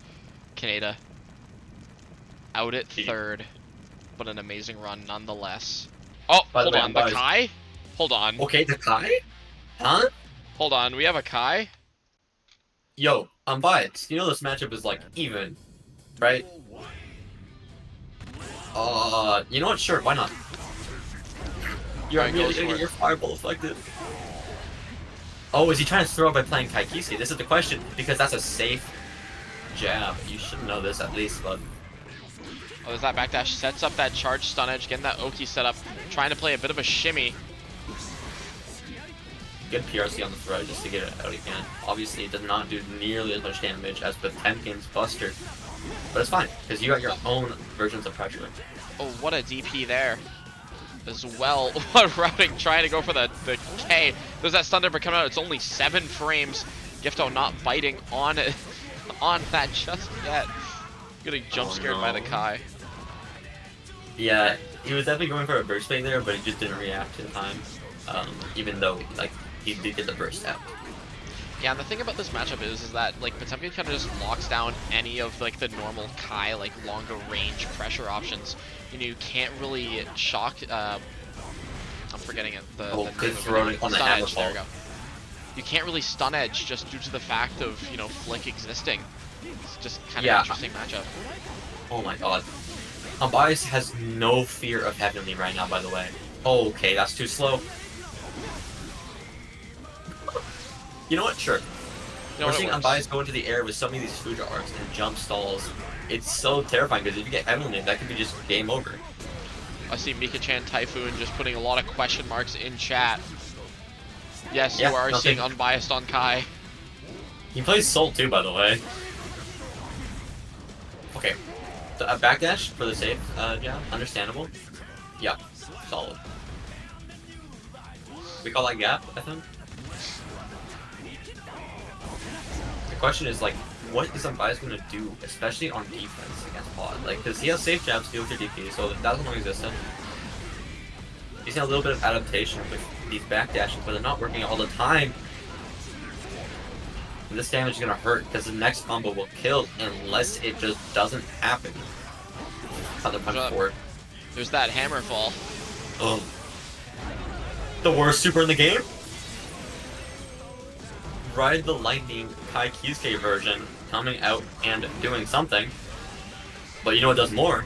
Potemkin Buster. Paw Buster and a Paw Buster. This move is something else. We saw Unbiased go for that throw PRC throw earlier, you know, trying to cosplay that Potemkin. Yep. I almost said like curious Kensei. because I can't say. It's I'm- like an instinct though. I'm just again, I got jump scared by No, Kai. if it was Kensei, we would know because we would have Yinghua in here. Worst overdrive in the game is probably a tie between Clan only one and Winger. That's true. That's fair. Already game 2 of grand finals here. Starting off with some nice routing, getting that shock state back applied. This is going to be kind of rough because if we can get a hit quickly, we can just route into that DP confirm. Okay, where are we going with this is the question, because I'm biased. Maybe just playing Kai just get the download on this gift though, because they still have the grand finals reset if they do lose this set. Or who knows? These Maybe, Kai maybe low they're spec, just, bro. they just actually believe in the Kai. You know, maybe, yeah, no, I shouldn't doubt them actually. Maybe they're just that much faith, but it doesn't wall stick unfortunately, which means you can escape as long as you have meter. That okay, no, that drops. I guess no JD. Oh my god, baiting the throw is so good there, but using the wild assault, it's putting you at a burst disadvantage. Yeah, we're seeing Unbiased definitely at that burst deficit, but, you know, being a round up, I'm not sure if Unbiased truly thinks it matters. We're gonna see if that is proven true either way. We're just trying to see what Esquito does for pressure. I mean, Demon Buster just kills. Yeah, Kai doesn't have that much health actually, which is surprising. Yeah, and that burst deficit is proving to be a problem, because now in that next round, and we still don't have our deflect shield, we still don't have our wild assault, still don't have, most importantly, burst. This is going to be kind of rough for Unbiased to deal with, especially if you can't get in on Esquito. Oh my That god, DP is going to let us do it. I love the DP there, just calling out the Forest Slunish. It was a risky option, and now he gets a reward, which is this wall break. Reapplying the shock state there is so good. In the Oki. Where's the burst swim? One right. There it is! It's baited though. So, is Unbiased just goaded with the Kai? I mean, maybe. That's what we're seeing, right? I don't even know anymore. We have Sleepy Pixels saying that I never see HC players use Super Concentrate. It's because Focus and Bullets are both not real resources, and they're lies created by the government, aka Daisuke Ishwatari, to make you think that HC has weaknesses. The lies created by Big Ishiwatari. Big Ishwatari. Big Ishwatari. Oh god, backdashing that Temple Buster, we're starting to see like Unbiased understanding when these PvPs are going to come out. Yeah, and something I'm liking that I'm seeing that ends up working out, and Gifto might just need to adjust a bit, play a bit more patient, is just the DPs immediately upon seeing, you know, where Gifto's gonna act. Bias has been on point with these, and as I live and breathe, as I say it, Gifto with a nice punish on a whiff DP, but we're just representing it again. You know, I would say if it ain't broke, don't fix it, but he just did it again when it was clearly broke. Well, I mean, in that case, it ain't broke. We fixed it. Yeah, I mean, no, we did fix it. The issue is 100 meter. Okay, Esquito's never blocking tap dust. It's just gonna burst immediately. It's so risky. Are these players like playing for real or not? Because I feel like it's a mix between both. You know, I believe. Sure, man. I'll join that with you. I'll drink to that. Oh, the flick not connecting with that fireball is a little unfortunate. Yeah, Flick definitely can invalidate Kai's longer range game plan, but you still need to actually hit those flicks. So it kind of be a rough scenario here, trying to just play that stagger pressure. Not working out for us. Yeah, oh, finally blocking that tap does. Okay, back down. Why is... yeah, Esquito's not going for any offensive options after the direct claw. Which is just further giving Unbiased here more time to move, more space to just run and do what they want. But 100 meter, full burst, pretty much both players. Refreshing that positive bonus. That was a extremely brave 6-8. By baiting the burst too. What the talking about brave, man? Oh, okay. You know what? Sure. I think Esquito was predicting the stun dippers, so they did slide head, but it doesn't matter because you know you can just run into the wall. You know, if it works, it works. There's that flick. It's a massive poke, especially now. It's Mistfinder. It's Mistfinder at home. It is Mistfinder at home. Good backdash to, you know, escape that throw option. Oh god. And this is death. I mean, yeah. That just happens nowadays. That puts Gifto up 2-1. Yeah, looking to make the Grands reset here. Trying to make it happen. If, And you know... I mean, it's working so so far. I mean, yeah, it is working. We might see a switch on to Johnny at some point soon. But obviously, I don't know. Maybe Unbiased just feels a lot more confident with this matchup. with the level 100 Kai than they do with the level 3000 Johnny. Hey, you know, again, maybe it's the jump scare. You know, we said the same thing with Kaneda on the Axel. You know, just it's that mental game. Well, clearly Skipto's comfortable with this matchup. Look at those safe jabs. Just making sure their ult key is safe from these DPs that Unbiased is representing quite often. Yeah, and it definitely kind of feels like a a certainty into the amount of just the amount of DPs we're seeing Unbiased represented. It feels less like a guess and more like an inevitability. Yeah, no, I agree entirely. It feels like, you know, you're not guessing between DP or just holding the wake up. It's like, there's gonna be one coming pretty soon. But that might also just be Skipto having the really good instinct for this matchup. You know, seeing how Unbiased was so friendly with Skipto, maybe they know each other quite well. Doesn't matter though, because Zemnian Buster still hugs you anyways. I just want to point out that is Gifto taking it to Grand Finals reset. Yeah, that's crazy. Not gonna lie. The reset, especially against Unbiased like Kai, we'll have to see if he just holds out on the Kai. Seeing how it worked for one round, I'm pretty sure, right? So it's proven to work theoretically, but Unbiased is now deciding to fight on equal grounds. You know, gave the reset with the Kai, and now is switching to Johnny, switching to the main man. Just wanted to feel it. Just wanted to feel something. Unbiased saying, I didn't fucking know it to staying on the Kai. Understandable. Gifto now has to conquer the Johnny, conquered the Kai. Now needs to conquer the Wild Ride, one of the Wild Ride traditions. Unbiased trying to secure the win through the reset. Newly signed to New Head. Yeah, trying to rep, I believe, like one of the first tournaments since getting signed onto a major organization. This is a good way to start reset. Yeah, I won't lie, this is pretty impressive already. This matchup is pretty impressive from both characters, especially because of the lackluster defensive options. And we're just gonna see who can abuse that extensive pressure options from both of them. Okay, and also Misfire, by the way, that exists. I see Dank saying no Gold Lewis Grands is insane. Dank, this is a Wild Ride tradition. It is either a Gold Lewis Grands or a Johnny Grands. But poking that Potemkin Buster with that 2K into 2D for that hard knockdown in this route, yeah, that wall sticks. Yeah, that's a big chunk of damage. Unbiased uses one more solid interaction and not letting the burst come out just yet. That was an insane route. Holy. What was that routing? Going for the 2K, 6K, unsure if SMF would connect with the turn up on the card. This is still scary though, because Heavenly, Reversal PRC, YRC, or just Hammerfall. The thing that's gotta be scary is not getting caught out by anything. The Whiffs, brother. Oh, hold on, does this route? Hold on, does this route? It routes. It routes, but it don't matter anyway. But it routes, so it's cool.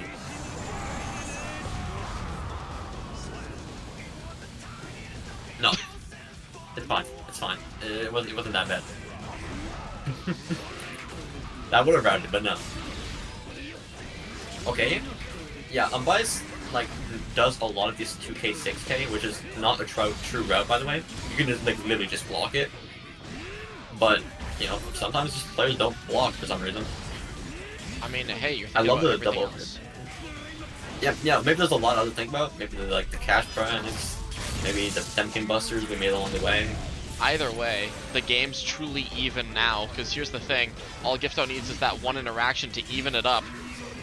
Not gonna find it though, that's 6P. And yeah, this routes.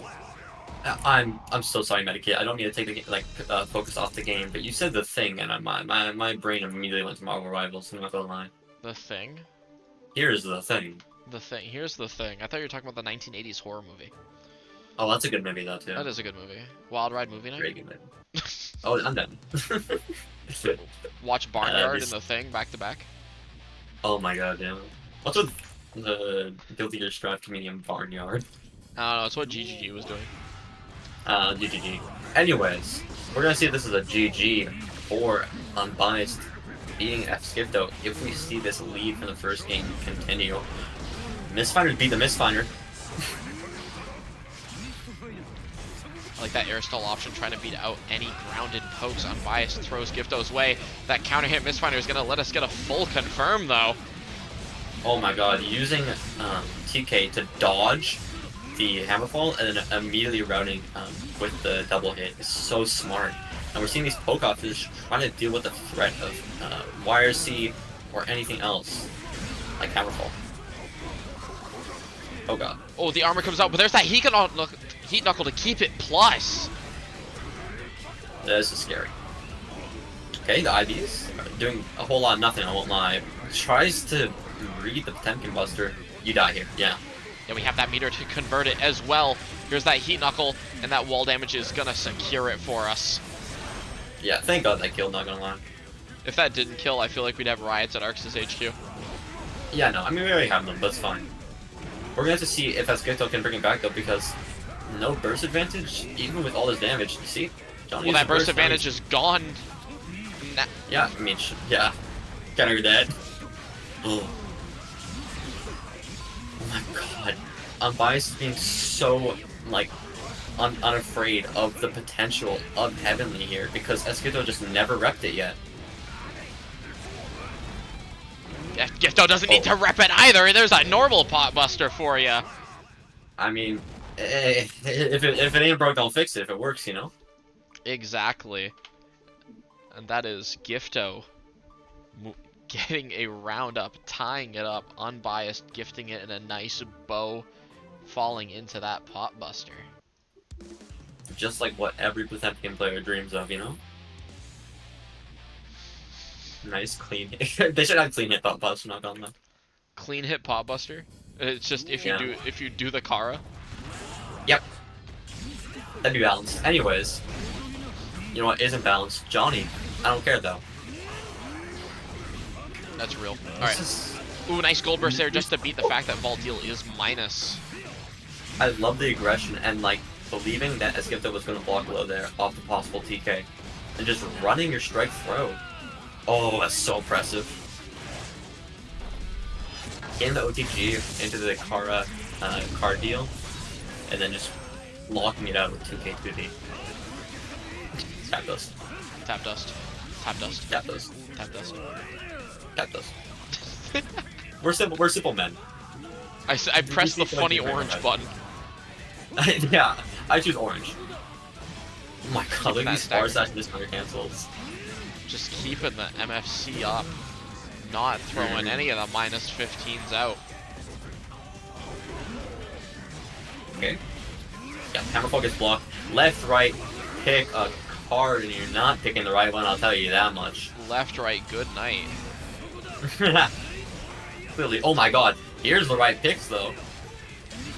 It's okay though, Gifto still has that meter.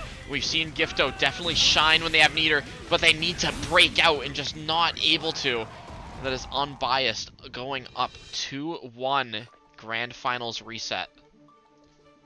Yeah, that was insane, honestly, because Unbiased was like pretty much just out of side, like PRC range, or not PRC, YRC range. So there wasn't any defensive option except like just letting Heavenly rip him to escape, which then puts you at disadvantage. But that puts, yes, Esquito at 1-2. So potentially, Unbiased could just close the set out, win Grands again, by just winning this next game. We see Gifto move it on to game 5. Whatever we'll see, whatever the outcome is, it'll be determined now. 6P's a great way to have Unbiased get what they want out of this. Yeah, this is so rough. The 50-50s are definitely present right now with all this stagger, just not keeping anything consistent at all. Look at this, not even going for the TKs at this point. Just trying to stack as much layers as they can. Gifto may be thinking that Unbiased is going to press a button there, given how aggressive Unbiased has been. But Unbiased being extremely patient on offense. Whiskey Bunker close to the L, and in Sengo we trust just enough damage too.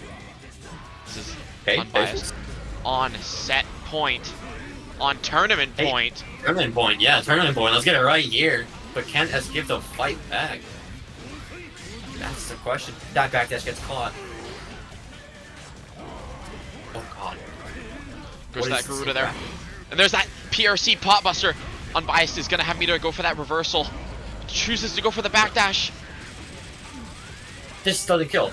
Oh, what? We'll try to spend Meter to confirm it. Fail to confirm. Oh god. I mean, one touch for Unbiased, but still, it doesn't mean Skifto isn't gonna get snowballed here, especially with that hard knockdown positive bonus. You have Wire Seed, but it gets baited, you're dead. Might have been a tournament losing decision. Yeah, this is rough. The throw? Not enough Meter to continue. 50-50. Misses the TK. Wire Seed. Stays alive!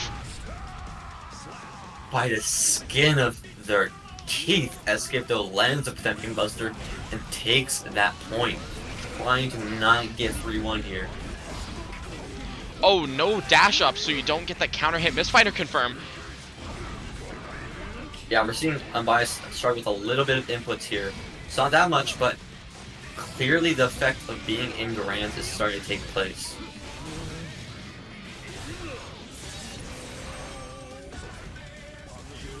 Okay, jumping. Okay, the neutral skip is good here, but we're gonna see it. Oh no! That's death! Oh no!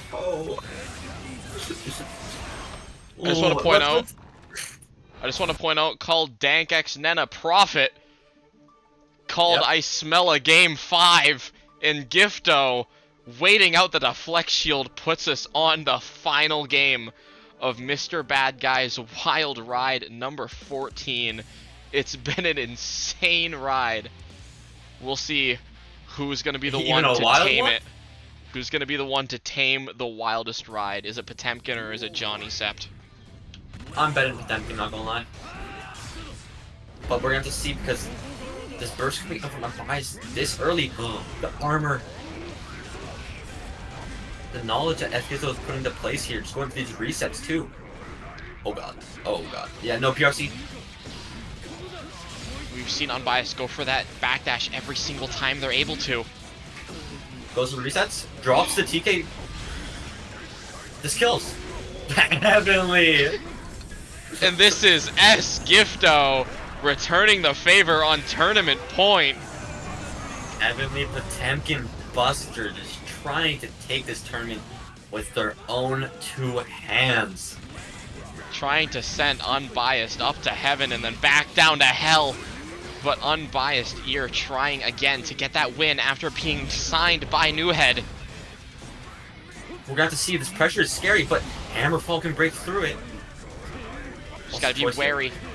I like that, just doing that Gruta from that distance, trying to burn that FD. The bait under the throw into the 2H just hurts so much. Because of the positive bonus, you can loop it very well. Oh, the belief. We have Meter come up as well, so we can choose to ball out a bit. Drops the confirm! It was too close to get the confirm with the standard routing, but it doesn't matter because you still get the connection to hit.